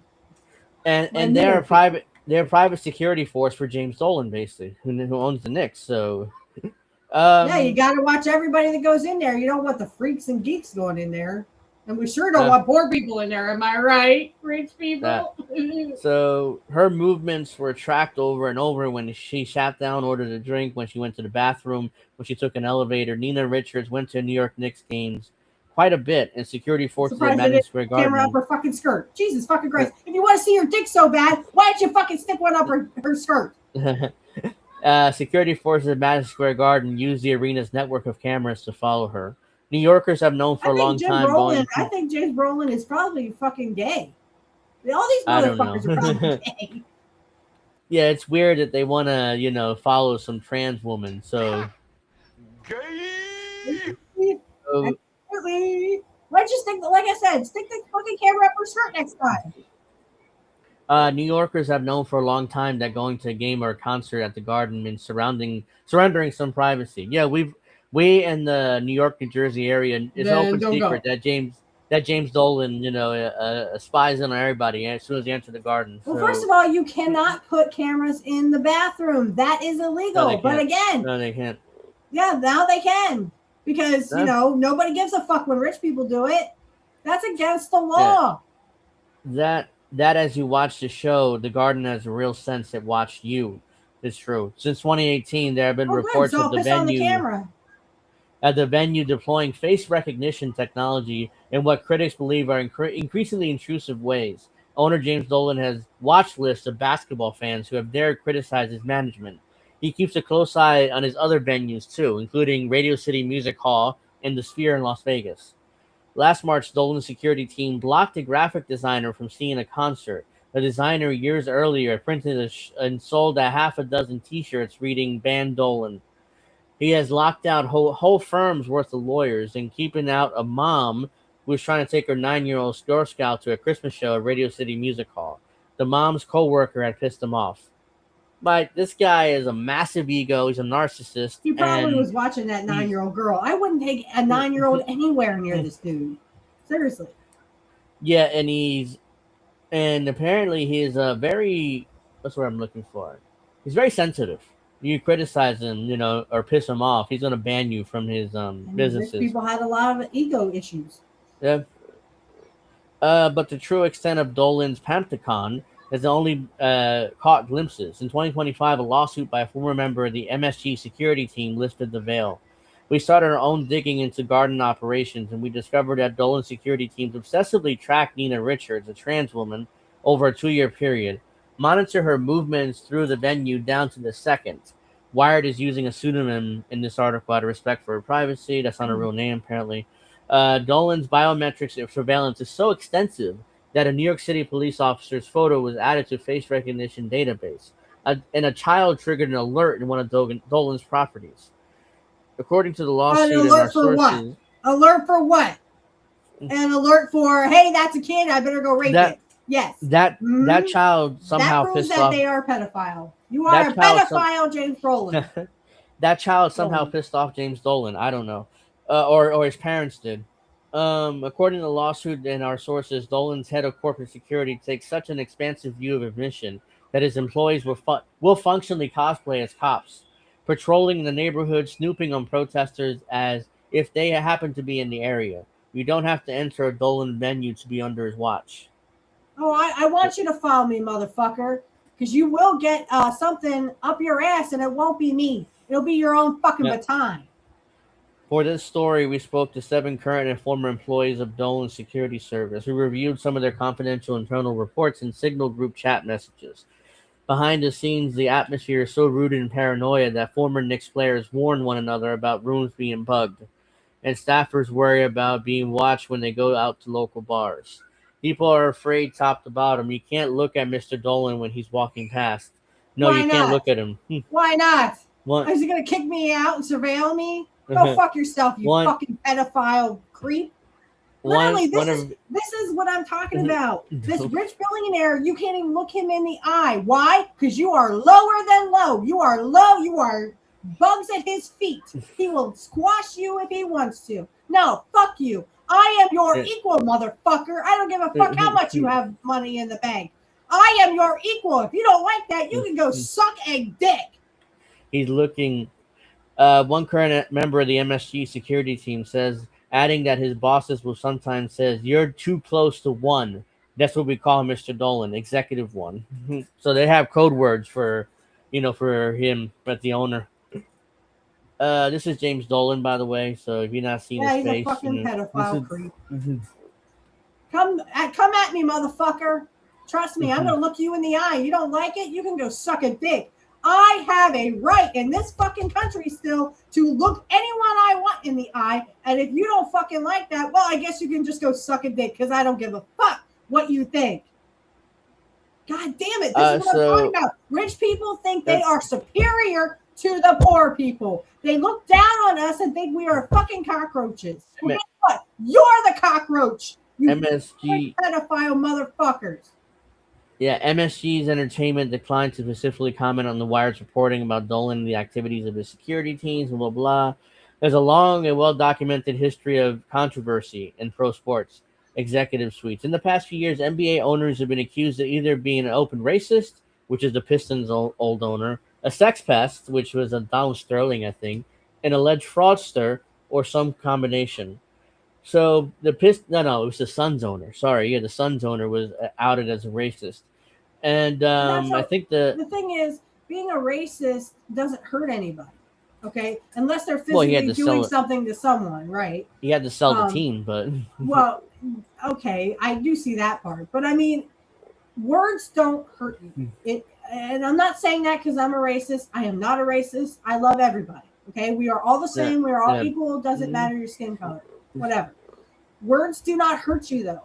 The thing that hurts you is if they go and physically attack you. Now, yes, they are the physical aggressors and they should be prosecuted. But they won't. That's the problem. When you are a sex pest, you have to physically touch someone. So if you have anything to do with SA or, sexual misconduct of any kind, that is touching. That is unwanted touching, guys. That is the problem. When you touch, that is the problem. Get rid of that. Let's see. There's a well-documented blah blah. Now with Dolan, there's a new disturbing trend. Companies now routinely collected massive amounts of highly personal data on their customers, from their finger and palm prints to their faces. Executives across all industries are listed private enforcers and former government intelligence operatives. All which makes Dolan something of a pioneer and proof point.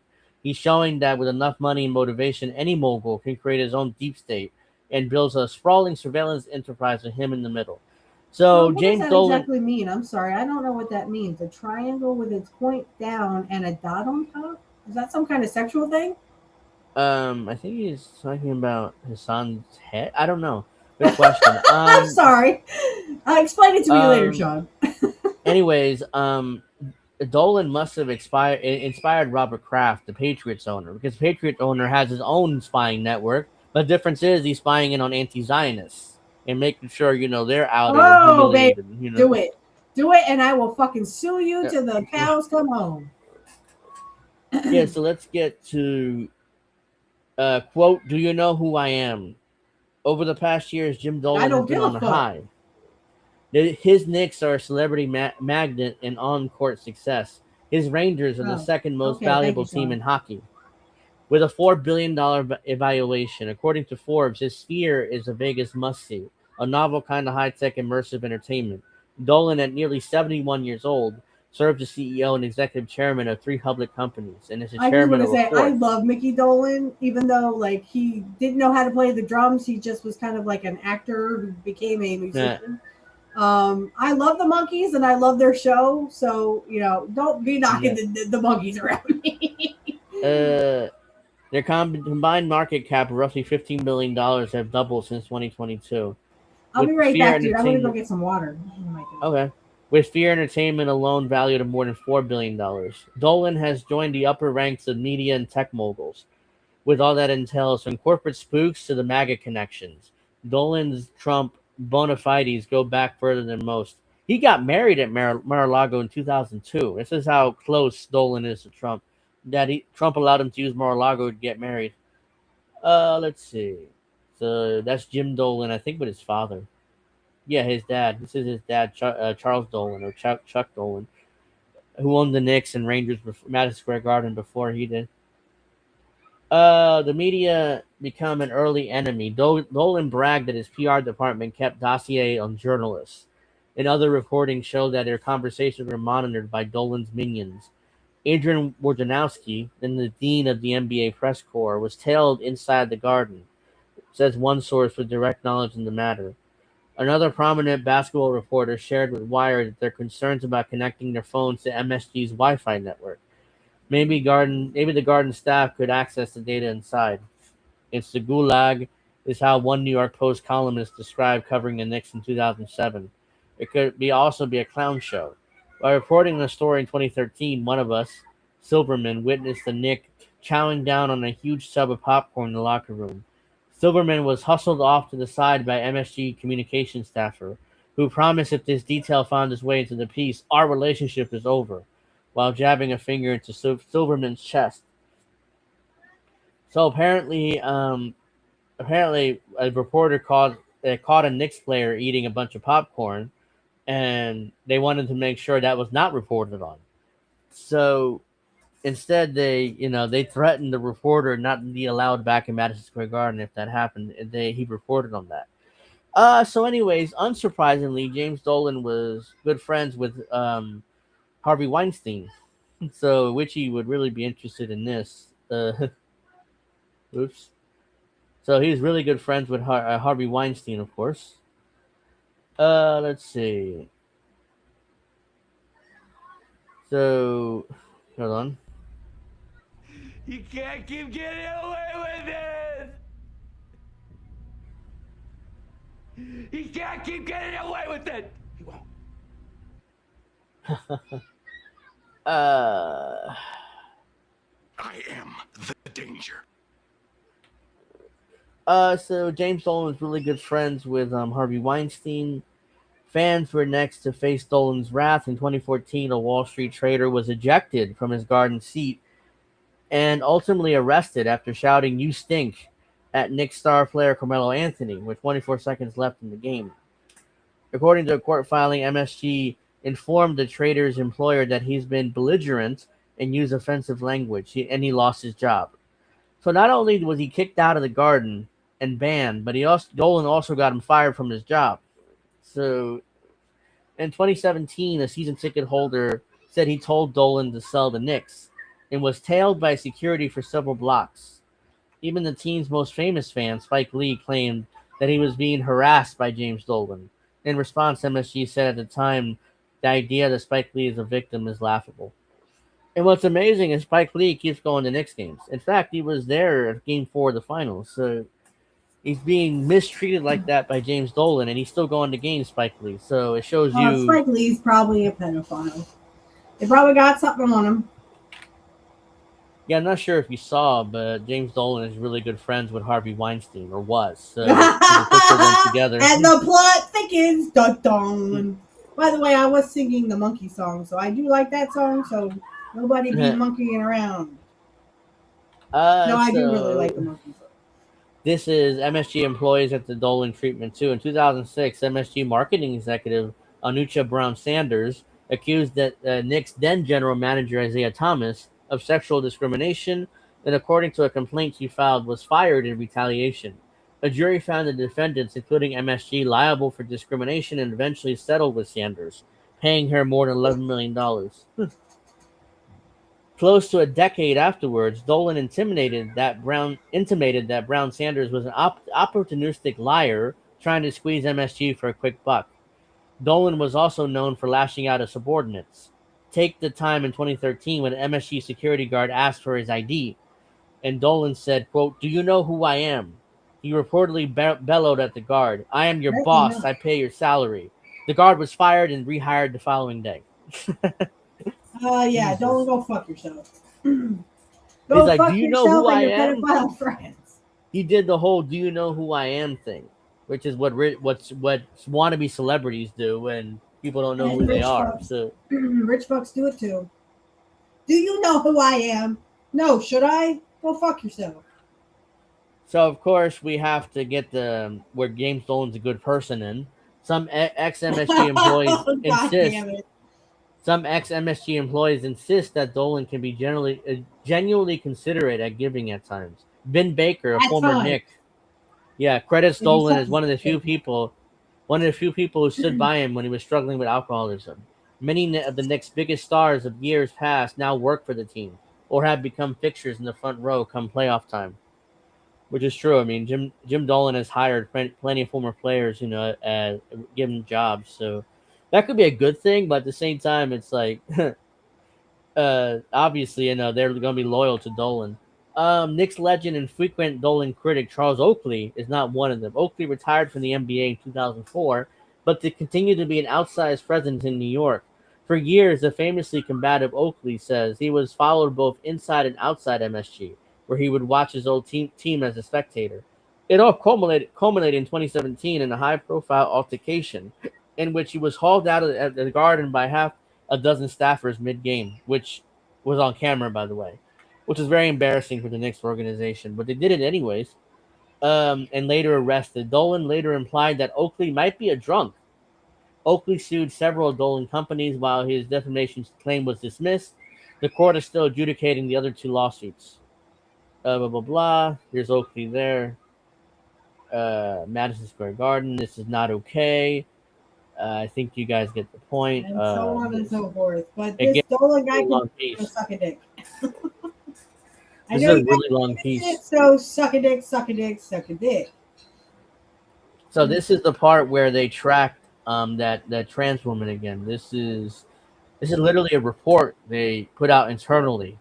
They have the times, it has which camera, it tells you exactly where she was at in the building. Then 7:10:20 scans her ticket to section 102, row 865. 7:10:44 is seen on top of the Southcon elevator.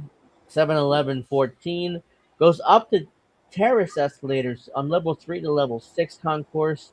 7:11:53 is on level 6 concourse. 7:12:41 enters VAOM 102 103.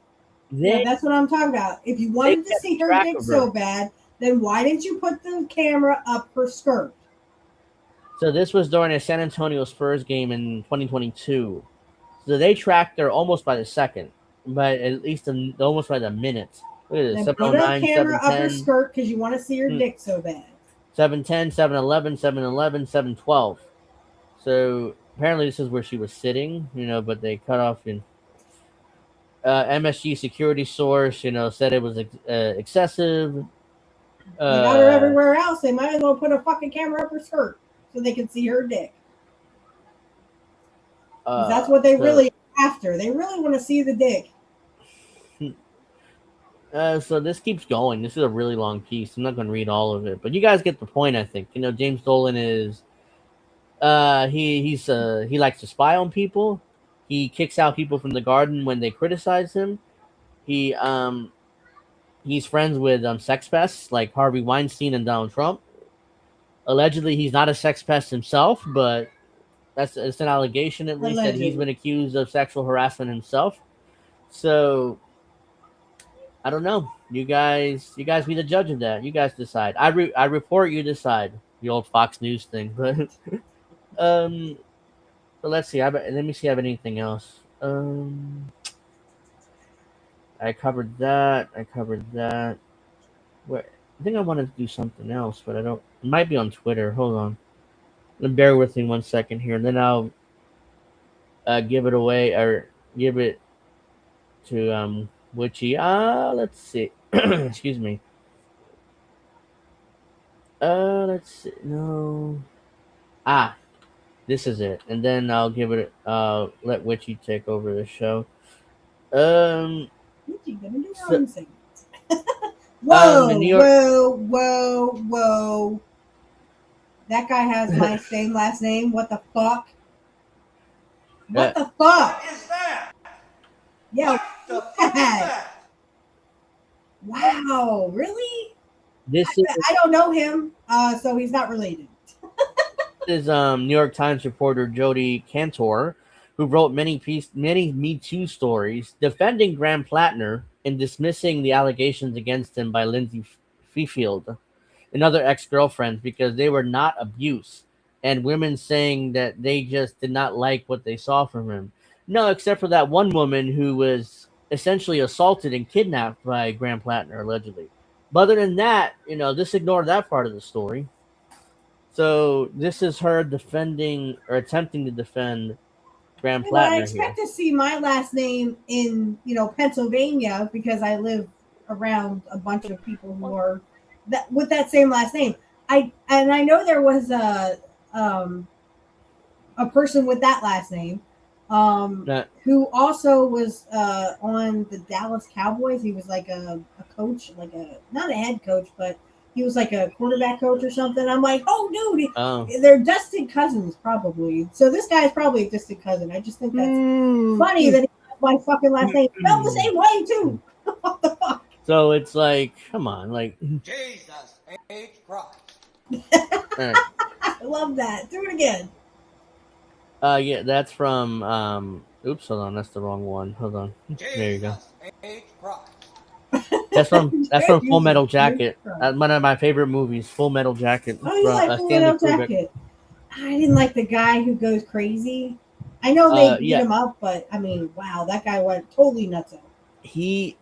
Vincent D'Onofrio is a really talented actor. He did Law and Order for years in the 2000s. So very talented actor. His performance in that movie scared me. I mean, especially at the end of that movie when you see his face when he's completely broken. It's like, oh my god, it scared that scares the shit out of me. Honestly, I would not approach that guy at all if he's that broken. No. So, my dad's an army guy, so trust me, I'm sure my dad saw a lot of shit. A lot of broken men after they're in the military, let alone retired, and PTSD, and so a lot of broken men out there, unfortunately. Yep. And we do nothing about it. The VA, is so underfunded. We do nothing about it. So, let's see. Well, let's talk about what they may or may not be willing to overlook. The accusations against Graham Platner are not classic Me Too accusations. No, except when he assaulted a woman and kidnapped her, essentially. He literally showed his dick to underage girls on that Kick. Too. Yeah. And a young female. I guess that's not a Me Too either? No.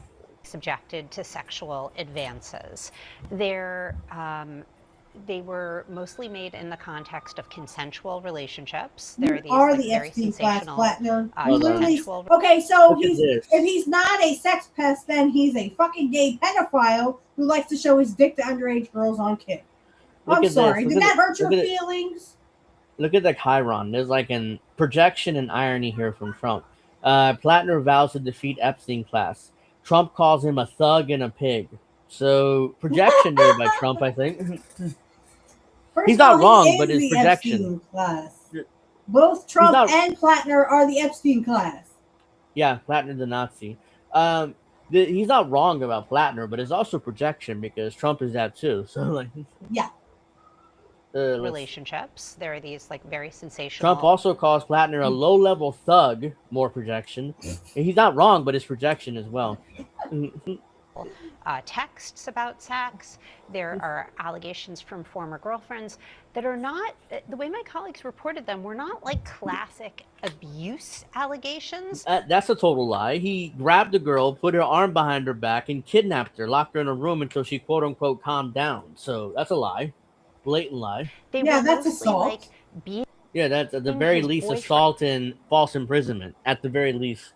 gave me a view into him, and I did not like what I Oh, saw. His I character talked to was one of his scary. like He had best this Nazi friends. Can you tattoo. believe it, girls? like Yeah, I can't believe like and the friend was like, I can't believe these like girls are like saying like all these fucking things. I mean, can you believe it? And I was like, girl, fuck you, Yeah, CNN. she sounds like a Etc. There was Jesus, she one like a sounds white like a woman. allegation gossip of crossing a bitch. line Yeah. physically, but I think that means that these are pretty different accusations than, say, the ones that President Trump faced, and of course in the Orange Man No, they're bad the now. same. Yeah. They're the I same. don't yeah, Trump was never accused of assaulting a woman and kidnapping her though. So it's like That's true. he didn't even do that. He wasn't even that bad. Yeah, I I mean, know. I'll be right back. he allegedly sexually assaulted a woman, or not? Yeah, sexually assaulted a woman and sexually harassed women, but grab him by the pussy and stuff like that. But he never did that. So this is worse than that, possibly. Access Hollywood tape, President Trump bragged about grabbing women against their will. And so I think it speaks to the kind of Graham Platner actually grabbed a woman against her will. Trump just said it. So even though allegedly he was accused of harassing and grabbing women too, but Platner is the same thing. And, she's trying to excuse the behavior like, hey, it's not the orange man bad. It's not the orange man bad. Not the orange bad man, I meant to say. So, yeah. confusion of the long post Me Too moment in which like gender related accusations get bundled together, but they're actually very different. Total lie. Platner did something very similar to Trump, but since he's a Democrat, it's okay. That's her attitude. Witchy's gone. I was gonna let her take over, do her story, but I'm back. I'm back. Okay. So And yeah, not I'm pretty much I'm done with my story. So all right, my turn. All right, ladies and gentlemen, we're going to learn about JD Vance and the evil pedophile that he is. Okay, so let me get my sharing screen up here.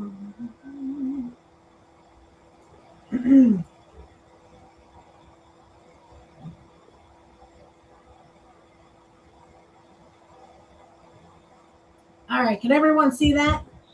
not really. I might have to make that a little bigger, a lot bigger, because I hate this. Oh wait, I can do it now. Hold on. For some reason, let me do it now, but not before. Like when I did it. Like it makes no sense. Well, everyone can read that now, right? Yeah, that's fine. You can. All right. So before he was JD Vance, he was James David Hamill. Not to confuse with Mark Hamill. Okay. May the force be with you. All right. Before that, James Donald Bowman. This guy likes to change names like changing underwear. He changed his name at least twice in his life, or 3 times, because he was this name, and then he was James Donald Bowman, and then now he's JD Vance. So he changed his name at least 3 times. He changes names like I changed my underwear. Okay. Yeah. The name he carries today, he chose himself. I'm surprised he was left to change it himself, but okay. In 2013, months before graduating Yale, so he's a rich fuck who goes to Yale. Yeah. Crafting an identity as carefully as any political brand. And a name, as it turns out, was not the only part of his identity that JD Vance was willing to shed. In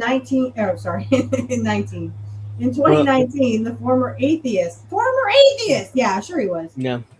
Right along with all his fucking pedophile friends, I'm sure, was a Baptist into the Catholic Church at the Dominican Priory, thank you, in Cincinnati, named St. Gertrude's. So this guy was supposedly a Baptist who literally changed underwear to the Catholic Church. It's like he's been prepared his entire life to be president. Yes. Because now he's religious all of a sudden. He's changed his name multiple times. He's changed his look. I mean, he's being groomed to be president by Peter Thiel, most likely. He's Peter Thiel disciple. So exactly. By the time JD Vance arrived on the national stage, very little of the original remained. Oh, Peter Thiel. There you go. Yep, Peter Thiel. There we go. There's the name right there. Mm-hmm. Gave Vance a job, a philosophy, and millions of dollars.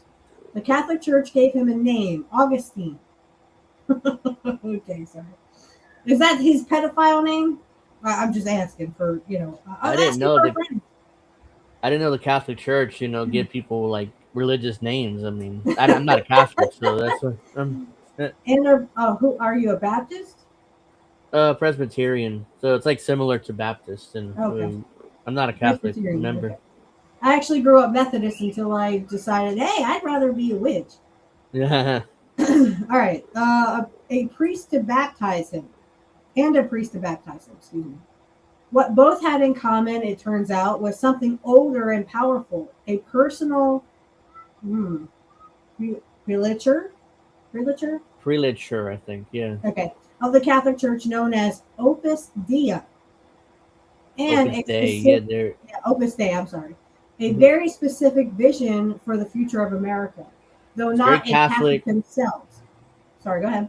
No, it's very Catholic and very very right wing and traditionalist. The Opus Yes. Dei within the Catholic Church. So Yeah, they're and anal. You think that the Catholics are anal now? Woo-hoo. yeah, they want to ban gay marriage again. They want to ban trans. I mean, they want to basically take over the government and bring back traditional religious values, the nuclear family, one man, one woman, child, stuff like that. So they want to go And back to the yep. old days, basically. And they don't want people like me who are witches. They want to burn us. Witches, yeah, that's Yeah, not. they Yeah, want to they're not kill down us. with that either. They want to kill gay people. They want to kill trans people. They literally want to kill us. They literally hate us to the point of like, oh my god, I can't believe they exist. Ew, they're icky. Though not a Catholic himself, Theo became a firm believer in the system after coming under the influence of his Stanford professor Rene Girard. When Girard died, the torch passed. Shocker. From mentor to mentee, and Theo stepped into the role. Vance would be next. By 2018, Vance had relocated to Cincinnati, joining Revolution LLC. As a partner, he had Theo's philosophy, Theo's network, and soon Theo's money. What he didn't yet have was a guide. Well, he had money, so that was cool. One would soon be arranged for him. Opus Dei, there it is. There's a structure. Yeah, you can see the structure she put. And I love Descent and Bloom, DIB, because she really does. She puts in the work. She really researches this, and more power to her. She's a fucking registered nurse. I don't know where she's a nurse. She's a nurse with kids, and she finds the time to do this. God bless. I mean, I can barely do courses. I literally just got another management course that I did, but I didn't even study. I had my notes. I cheated. But that's okay. I still got the damn course, right? I still got the test. But yeah, she actually does all this research. So if you can, please give to her. It's the Descent and Bloom. Just subscribe to her Substack. Yeah, Substack. Yes. That's what this is. All right. So we're not gonna do all this because this is a pretty. It's really long. She goes into. But she goes into pretty much so much a detail, lot of stuff. Yeah. So the beginning of the conversation in 2016, Vance was interviewed by Rod Dreher about his memoir, Hillbilly Elegy. I don't know. Yeah, something like that. I didn't see it. I don't care. This is a memoir that would not exist without Amy Chua. Something. Chua. Yeah, there we go. The law professor, of course, the Yale law professor, of course, who took Vance under her wing and pushed him to write it. Chua introduced him to her own literary agent and who Vance explicitly lists as a mentor in the book. Her husband, Jed Rubenfeld, you can't make this shit up. That's his Jed. Every time I hear like Jed or Jeb or but that last name Rubenfeld, he's Jew, so I assume. Not trying to be anti-Jew or anything, but he's Jew. No, it's okay to be anti-Zionist because they suck. Of course. It has deep Federalist Society connections. connections that helped place Vance's future wife, Usa. Usa? Asa? Usha Vance. Yeah. Usha. Okay, Usha. Just get it Ursula or something. Something's evil. If you're going to be evil, have an evil name. Okay. Clerkships under Brett Kavanaugh and Chief Justice John Roberts. Of course, they're all fucking connected, and they're all fucking pedophiles. Wait, Usha was a clerk under Brett Kavanaugh and Chief Justice John Roberts? Wow. I'm sure she did well under them. She was connected, she's pretty connected herself. But again, he's a gay guy and he's a pedophile, so I'm sure they don't have a lot of sex. Or he goes, oh, I'm coming, and you're a kid, Or, you're a couch, She had a couple kids with him, so it's like they've had sex at least a couple times. So well, my gay neighbor also had sex because she wanted a kid with a guy. So, and she's a lesbian, so it does happen. It does happen. Yeah, it's possible. Okay, Vance also has this couple to thank for something more personal. It was actually Amy who set him up with his future wife. Oh, good. Again, he's too busy fucking Erica Kirk and thinking that's his couch. Peter Thiel had a connection there too, apparently. Yep. So As Peter Thiel led the Federalist Society chapter at Stanford. Yeah, so real quick, me and Dissent and Bloom have had this debate who's going to be the next president. I think it's going to be Gavin Newsom. She thinks it's going to be J.D. Vance, but she's writing this long piece on him, letting people know about him. Mm-hmm. So the only way J.D. Vance becomes president, I say, if Trump dies.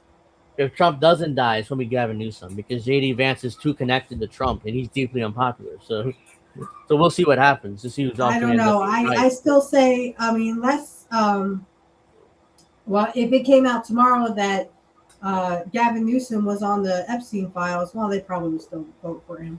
Well, he's Nancy Pelosi's nephew, so it's like... Oh, yeah, so of course he sucks the dick, too. Yeah. So the significance of this will become clear as this article progresses. So, but that interview with Rod Rivera revealed something else. Vance was looking to convert. Rod claims had initially wanted to bring him into the Orthodox faith, but decided Catholicism was the better fit. He then introduced Vance to a Catholic religious figure named Dominic Legge, a Dominican friar, and just like Vance, a Yale law alumni. He went to Yale again, not really surprised. Legge had become a priest at the Dominican House of Studies. Yeah, sure he did. After sucking a bunch of dick, I'm sure. Before joining the order, Legge had clerked for Judge Darman or Scatolin, who was a U.S. Court of Appeals judge. Yes, for the Ninth Circuit, and he was the first priest with whom Vance discussed becoming Catholic. I'm sure they did a lot of coming on each other's faces. When Vance moved to Cincinnati in 2018, Legge knew exactly who to call, Father Henry Stephan at the St. Gertrude Church, a fellow Dominican who had interned for the very same judge, shocker, O'Scanlan, that Legge had clerked for before taking his vows. Shocker that these people are all fucking connected and they all do fellatio on each other. It's like they all groomed J.D. Vance to basically set him up to be president. And that's a good word. That is a good word because I'm sure they groomed him to be the fucking pedophile that he is. He's made in a lab to become president. Everything from being a Catholic to being Peter Thiel's disciple to taking his money to the wife he married even, is set up by his law professor. So it's like... Right. The only thing is she's what's that religion called? She's not Christian. She's something else. Hindu. That's what it is. Yeah, well, Hindu, trust me, in the word, they can make her Christian. So even J.D. Vance was like, I hope one day my life accepts Jesus into her life. So it's like, even he is like, if he becomes president, she will. He's trying to push her in becoming Christian or Catholic in particular. Remember that article you were talking about? And I asked you if you would stop reading it, only because it had like the destruction of a young boy and his anus. Yeah, I think. But do you I remember that covering article that women are for making babies and boys are for something else? I can't Yeah, I remember remember. covering that. It was graphic, that article. So Yeah. So that's where I get the idea from that article that this is literally, they're just a marriage in name only.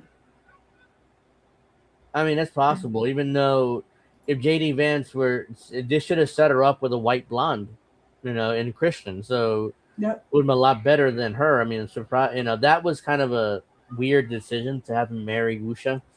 But Well, but I think that, like I said, if he becomes president, I think she's going to see the light. She's gonna find Jesus. Trust me, he's not too far behind. All right, so Leggy had spent months laying the intellectual, that word, groundwork from Washington, and when the moment was right, intellectual. Vance was, intellectual, handed off to Stefan for the final initial work of preparation and baptism. So yeah, isn't it funny that two guys literally took over and became sucky sucky with with JD Vance? So Father Stephen was ordained a priest in May 2018 by Cardinal Timothy Dolan. Wow, I wonder if he's any relation to that fucking James Dolan. I don't The know. name gets around, let's say. The Archbishop of New York. Oh my God. At the So an archbishop is in charge of all the priests in each state, basically, and they have them in each country. So archbishops are in charge of all the priests in that particular state. So of the National Shrine of the Immaculate Conception, which was bullshit. Trust me, if the Immaculate Conception was real, women everywhere would get pregnant for no fucking reason whatsoever. Unfortunately, or fortunately, you need a dick to get pregnant. Humans cannot get pregnant asexually or by themselves. They need seed. Let's You say. need a dick. Yeah. Or you at least need semen that has been prepared. And trust me, back in the time of Jesus, or people who believe in Jesus, back in those times, they didn't have that kind of shit. Yeah. They didn't have fertility clinics. I'm sorry, they didn't. In Washington, D.C. Just months before, Leggy would hand Vance off to him. That's the wrong wording, but I see what she means there. Yeah, that sounds wrong. Yeah, handed him off that to is Cincinnati. so wrong right there. Mm-hmm. Yeah, he's taking communion, but yeah. It looks like he's sucking a dick. In August 2019, Vance was baptized by Father Henry Stephan at St. Gertrude Priory in Cincy. He chose St. Augustine as his patron saint. I'm sure he did. That choice was worth paying attention to. Augustine was not the love thy neighbor. Of course he wasn't. Nope. No. And turn the other cheek, I'm sure, as you suck a dick. Kind of a saint. He believed humans were broken, selfish, and incapable of governing themselves without being forced to. Yep. Right, because, they should just have a bunch of people think they're superior. So you shouldn't be surprised that JD Vance chose St. Augustine, because he was really authoritarian and right wing. So and thought that literally there should be just a bunch of fucking elite people who have all the fucking world. They have the money, they have the power, and they should govern them, right? Yeah, don't suck it. Augustine's answer to that problem was power, strong rulers. Again, you can't make this up. Strong authority, strong control, all in service of getting souls to heaven, whether they like it or not. Yeah, you go fuck a dick. Suck a dick, dude. Yeah, I tell that scene. It's like this. Like, what the fuck is that? Yeah, what the fuck is that? Guess what? I'm going to be a witch, and if you don't like it, well, I guess you could just go suck a dick and kill me, because that's the only way you're going to get my soul anywhere. Vance actually said, Augustine gave me a way to understand Christian faith in a strongly intellectual way. Yeah, because I'm an authoritarian and I'm a fucking couch fucker. Okay, and that Augustine's book, The City of God, was directly relevant to his thinking on policy. Yes, because the elites should all roll over and tell us when and where we should shit and where we should piss. And if you don't like it, well, we're going to kill you. Go for it, fuckers. I'd rather be dead anyway. I'm not going to bow down to a fucking fake God. I don't fucking believe it. You fucking pieces of shit. All right, sorry. He wasn't picking a patron saint. He was picking a philosophy. The philosophy where if you aren't in the elite group, you suck. And yes, the Dolan that ordained the priest months before he baptized Vance is this very same Dolan Yeah, who lobbied who had lobbied against performing sex. Oh boy, against. He lobbied against pedophiles. He lobbied against reforming child sex abuse statutes of limitations in Wisconsin and failed to report priests who sexually abused children. Oh, now he works for the NYPD. So, so basically, this is what he would do to children. I will gouge out your eyeballs and skull fuck you. That's probably what he did to a bunch of kids. Because they're all fucking pedophiles. I'm telling you, this Dolan is a pedophile. If he sticks up for other pedophiles, he's a pedophile. You can't make this shit up. He protected the pedophiles, and in fact, protected them against laws in Wisconsin. Make sure the statute of limitations expired eventually. So, trust me when I say, Sean, Freya would actually be a saint compared to what these people are. Yeah, apparently he now chaplains for the NYPD, so he works for the NYPD. Big shocker there. I'm sure that he fucking gets kids through the cops. All right. In 2016, Cardinal Dolan handed the parish of St. Agnes in Manhattan to Opus Dei. Did I say it right? Dei. Opus Dei. I'm sorry. Like day, yeah, okay, like the priest. day. Making him one of the most senior American Catholic figures to formally expand the order's institutional footprints in the United States. Oh my God. Oh boy. Okay, ladies. Thomastic. Okay, institution received the top honor at the Catholic Information Center's annual gala. Ooh, that's where they get what? They all dress up as pedophiles and go pedophile? Yeah, it's like the Met Gala. I mean, something like that. Ugh. In 2024, the John Paul II New Evangelization Award. Ugh.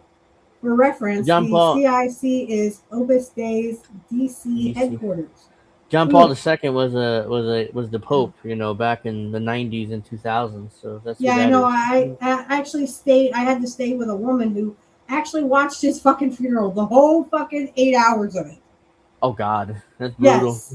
Oh my God, and I was like a 9-year-old child watching this shit.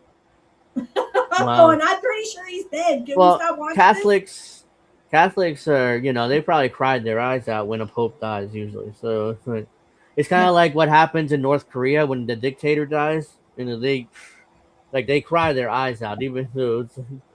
And then there's Peter Thiel, the billionaire who built Vance, and it's like he's a fucking robot.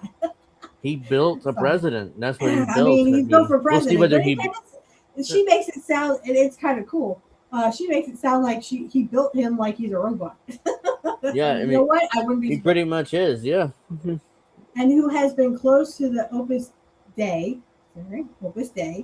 since his Stanford days, when the order's chief American backer, Father Arn Panlula. Panlula. Yeah. Something like that. Took him under his wing. It was a friendship that lasted 40 years. I'm sure they did fellatio to each other. And the only when Palula died of cancer in July 2017, I hope it was painful, at the Catholic Information Center where his wake was held. And I don't say that about a lot of stuff, but I mean, these fucking pedophile priests who literally got away with all this shit, and a lot of them did. I think like one of them went to jail for something completely different. The Catholic Church protected pedophiles for decades.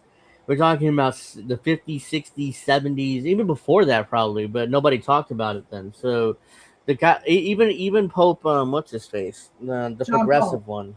No, him too, but the other one, Francis. Pope Francis also protected him too. And he was the progressive one that the left liked here in the U.S. So Yep. He even protected them. So Yeah, he could have literally said, "All you pedophiles are out," but nope, he didn't say anything about the pedophile priests.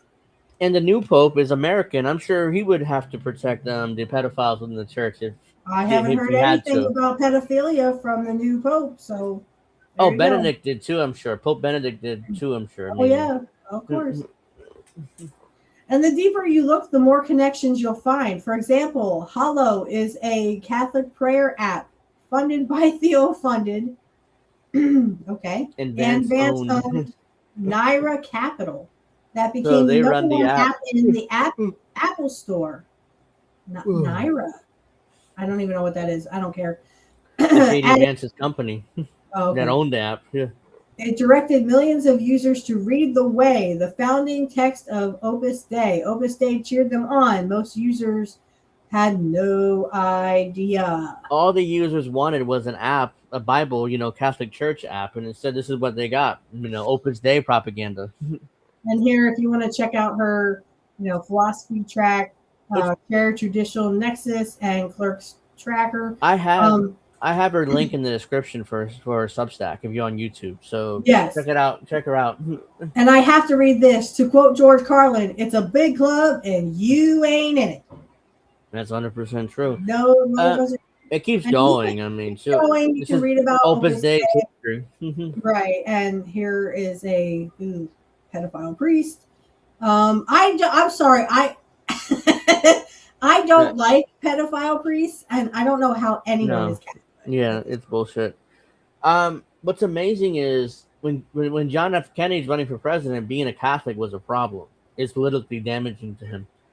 But he won anyways. Now today, JD Vance is making himself a Catholic, and everybody's good with it. So that's how much times have changed, So, I mean, I don't know if anyone out in our audience is Catholic, but what the fuck do you see in those pedophile priests? That's what I want to know.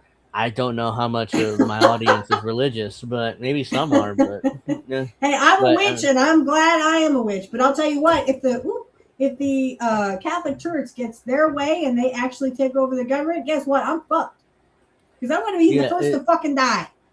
Opus Dei is they're committed to try to take over the U.S. government. So they've already. Yeah, the Supreme Court is pretty much taken over by Catholics, which is why they've taken away voting rights. Blessed be. They want to take away gay marriage, just that they need a case to do it. They need somebody to sue and take it up to the Supreme Court to overturn. I said, in 1982, it wasn't too long ago. It was a little bit before we were born. In 1982, and I don't remember the congressman's name, but he wanted to strap gay people to electric chairs just for being gay. They were talking about killing them or doing what's called gay conversion therapy, which was banned. What they went with, and it didn't work. They banned it, but they want to bring it back now. Another Supreme Court case to allow states to do it again. I was raised Catholic and never had a problem. When I realized I didn't believe the BS, I checked out. So you're a non-practicing Catholic. So there you go. I think Indy's a non-practicing Jew. So there you go. Well, like nobody practices. Is Alex a practicing Jew or? I don't think so. I think he's non-practicing as well. So okay, I mean that's fine. I just don't understand. I guess the Catholic mindset of why you would still believe this shit. I mean, even George Carlin said, I was a Catholic till I reached the age of reason, right? Yeah. And if you practice Christianity, that's fine. Any form, I was raised Methodist, and I stopped believing the bullshit too because I was so into magic. I was so into spells and stuff, and I was a true witch. I mean, I was probably born one, so that's why I'm a witch today. And I ain't going back in the broom closet, y'all. So I'll be the first to die. So these people, they're like, I am the danger. Yes. There you go. I am the danger, so I like Breaking Bad too, one of my favorite series. So it's well, I hope you enjoyed that. Please check out Descent in Bloom. She is a great journalist and she writes great articles. I will probably do more segments on next week's show, but I mean it's after 9:00, so and I took up way too much time anyway. But fine. I have nothing else anyways. I love doing segments, and I love getting the Scent and Blooms information out there because, again, she does Oh, great wait. articles. I can't say enough great things about her. I consider her my little sister now. Love her to death, and I can't wait to share more of her stuff. I forgot to share one of the ice article about the World Cup, but whatever. We'll have to do it next week, I guess. I Yeah, said I had I think we nothing can do else, it and I real did. soon. We can do it real soon. I mean, real quick. You Go for think it. we could? I mean, but I I'm want to not. yell about ice anyway. Okay, let me pull it up. We can take a few extra minutes. I Yeah, mean, fuck ice, uh, by the way.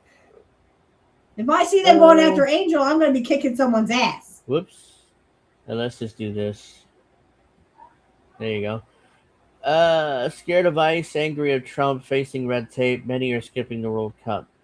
This is from Sheer Post. I would. You know, It's the probably in the just like that guy. Somebody said in chat. I don't remember who it was, but someone said it was a trap. Yeah, it's definitely a trap. yeah, the World Cup. Mm-hmm. Yeah. This article was originally published by Truthout. Okay. Hotel bookings lag in all U.S. host cities, and in several a majority hotel owners said the tournament is a non-event. Since Donald Trump's second inauguration, a number of international travelers visiting the United States has fallen by more than 5%. The number of Canadians visiting the country have plummeted by more than 20%. All Shocking. told, the fall off in international tourism has translated to a decline of 8.4 billion in tourist spending in the U.S. The Well, I World mean, no Travel offense, but if you're white and Canadian, I don't think they're going to kick you out of the country.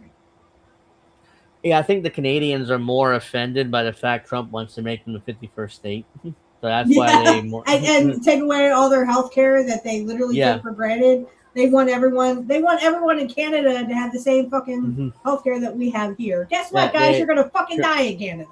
Yeah, Trump. That's Where why the they're hell more is Snow? offended I by haven't that. seen Snow in the chat. I Anyway, don't I'm know. gonna get on his ass. Mm-hmm. The World Travel and Tourism Council has estimated 80 million more people will travel internationally in 2025. Yet, with the horror stories circulating of tourists being arrested and sent to immigration detention center for weeks or months, and travelers having to hand U.S. border agents access to their cell phones and laptops, none of the tourism boom is filtering down to the U.S. and would-be tourists may grow even more leery if Trump succeeds in implementing his proposal to force many of them to disclose the last 5 years of their posts to their social media accounts. You know what? If you want my cell phone and my laptop, baby, you better go get a fucking warrant. Because I ain't giving you shit. You can go suck a dick. That's what I would tell you. If you're a foreign national, the U.S. has pretty much carte blanche in doing whatever they want. So you shouldn't come here. That's just my opinion, though. Many Canadians are outraged that Trump continued to attack on their country and by his repeated declarations that Canada should be annexed by the United States. So there you go. That's the real reason why Canadians are mad. And many Europeans are horrified that the U.S. turns toward nativism that in some ways resembles European fascism from nearly 100 years ago. Of course, You everything's don't say. fascist. We got it from you, fuckers. Yeah, everything's fascist now. To put simply, an awful lot of people on the world over are voting with their feet and their wallets. They are simply choosing to go elsewhere and spend their tourism money in countries that don't make foreigners feel so unwelcome and scared. So let's get to FIFA now. For the travel industry, who generally operates on thin margins, the soccer's World Cup was supposed to be a tonic. Hoping to boost the event, FIFA, the international soccer governing body, went out of its way to sweeten the deal for Trump. It gave him a golden replica of the World Cup trophy and awarded him a gilded FIFA Peace Prize, which is totally made up, in place of a Nobel Prize that he so loudly yearns. Earlier this year, tourism seemed to expect all of this FIFA syncography to pay off. In the last 16 host cities spread across Canada, U.S., and Mexico, hotels raised their prices for World Cup stays by average of more than 300%. Yet, according to recent survey data gathered by American Hotel and Lodging Association, in all of 11 host cities in the U.S., hotel bookings haven't taken off. And in several cities and majority hotel owners now describe the tournament as a non-event. In consequence, hotels have begun lowering their prices. The New York Times recently reported that room prices for World Cup dates and host cities are now down 40% from their peak earlier this year. All that's going to do is literally set up the trap. They're just setting up the traps. In normal times, an administration with the opportunity to showcase the country it governs during the world's premier international sporting event will go out its way to make life easy for visitors before and during the event. But instead of taking this route, the Trump administration is doubling down on its hostility towards foreign visitors. Newly installed Secretary of Homeland Security Mark Wayne Mullen has been doing the rounds on conservative media for the past few weeks, reportedly threatening to shut off international travel in and out of airports in cities with sanctuary policies. If the administration follows through, international flights in and out of New York, Los Angeles, San Francisco, Chicago, Boston, Portland, and Seattle, and numerous other cities would be banned, making it all but impossible for most international travelers to easily access the United States. At the same time, ICE has repeatedly threatened to make its presence felt inside soccer stadiums, sowing deep unease among fans and workers alike.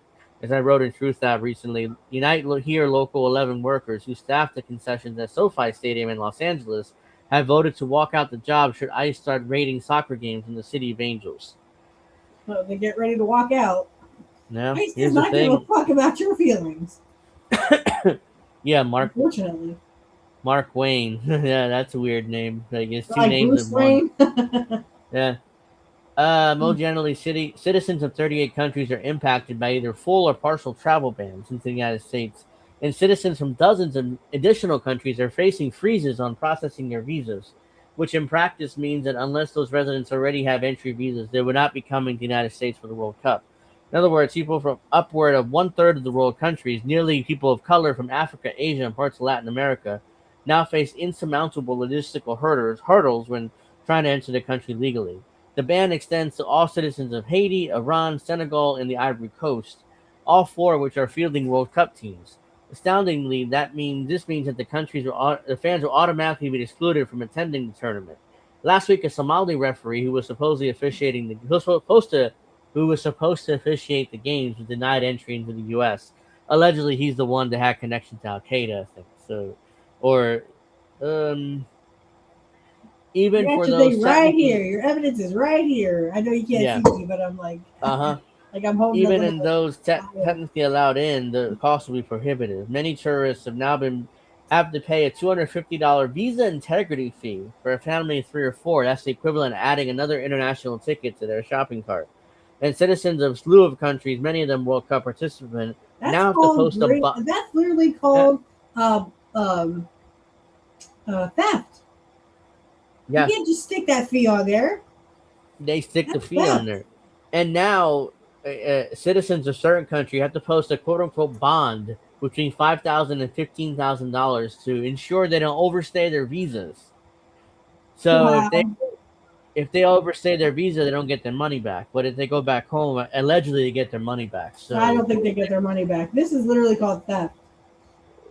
while the State Department has promised to waive those fees for players Oh and other yeah. crew members, Everybody believe us now. Go yeah, fuck yourself. as well as fans who purchased World Cup tickets before April 15th and filed additional paperwork via the FIFA website. The mere existence of such a bond system will likely scare off many would-be travelers. The I hope it travel industry, does. I hope it does. I mean, don't come to the United States right now. So, if you're not a citizen, even if you're a citizen, you could be fucked. But as a non-citizen, especially, at the World Cup go Good even thing I don't deeper for like soccer. months. Yeah, for months now, a growing chorus of groups and individuals have called for a boycott of Trump's World Cup. It's not Trump's World Cup, but whatever. The advocates of the boycott includes ex-FIFA head Sepp Blattler, as well as vice president of the German Football Federation. More than 100 civil and human rights organizations also published a letter warning World Cup visitors of the dangers of visiting the U.S. under Trump. All of this is adding up to a moment of truth for the tourism industry in a Trumpified America. Sure, the stadiums will Not likely be just Trump. filled, and many fans will put down tens of thousands of dollars to see their teams play, but they won't be as filled as many as international fans is the norm for World Cup games. People may come in and out for a day or two from neighboring states, but fewer will come from overseas and make a full-length vacation out of it. In consequence, the demand for hotel rooms and the amount of money injected in the tourist industry won't be nearly as high as organizers thought they would be.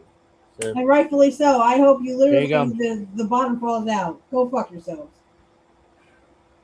Yeah, so if you're a foreign national, my advice, whoops, hold on. My advice is for you not to come to the U.S. Don't come. I'm gonna come. Don't come. Good. Yeah, so let's see here. Yes, I guess we're gonna end up here because it is 9:12 Eastern. Whoops. Apparently, okay, we're good now.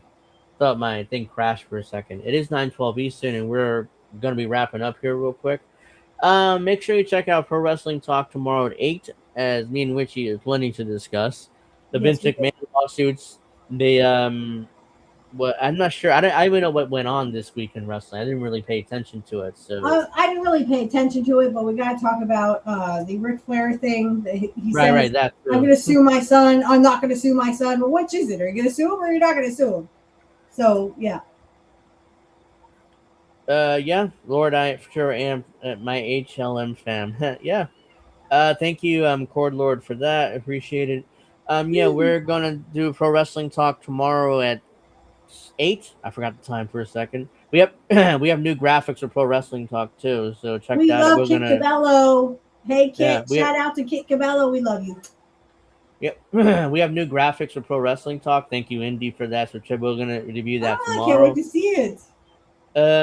Yeah, it's pretty cool. I thought it's very similar to this one. What else? If the Knicks win the title on Saturday, I'm gonna try to get together with Alex and Dave.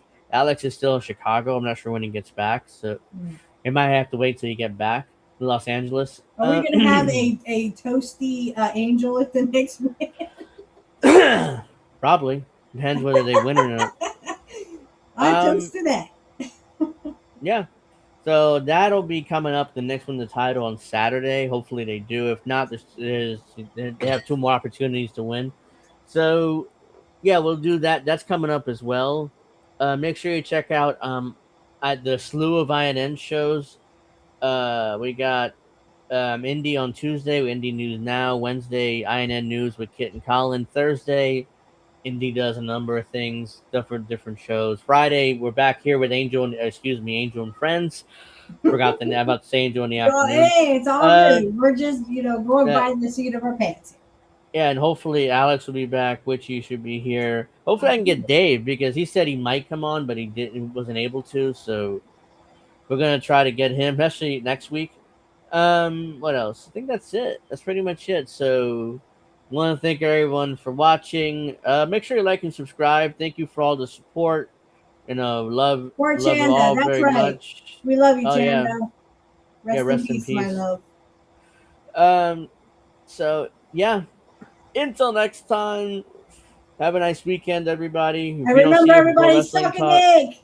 Suck yeah, a we don't dick, see you for Pro everybody. Wrestling Talk.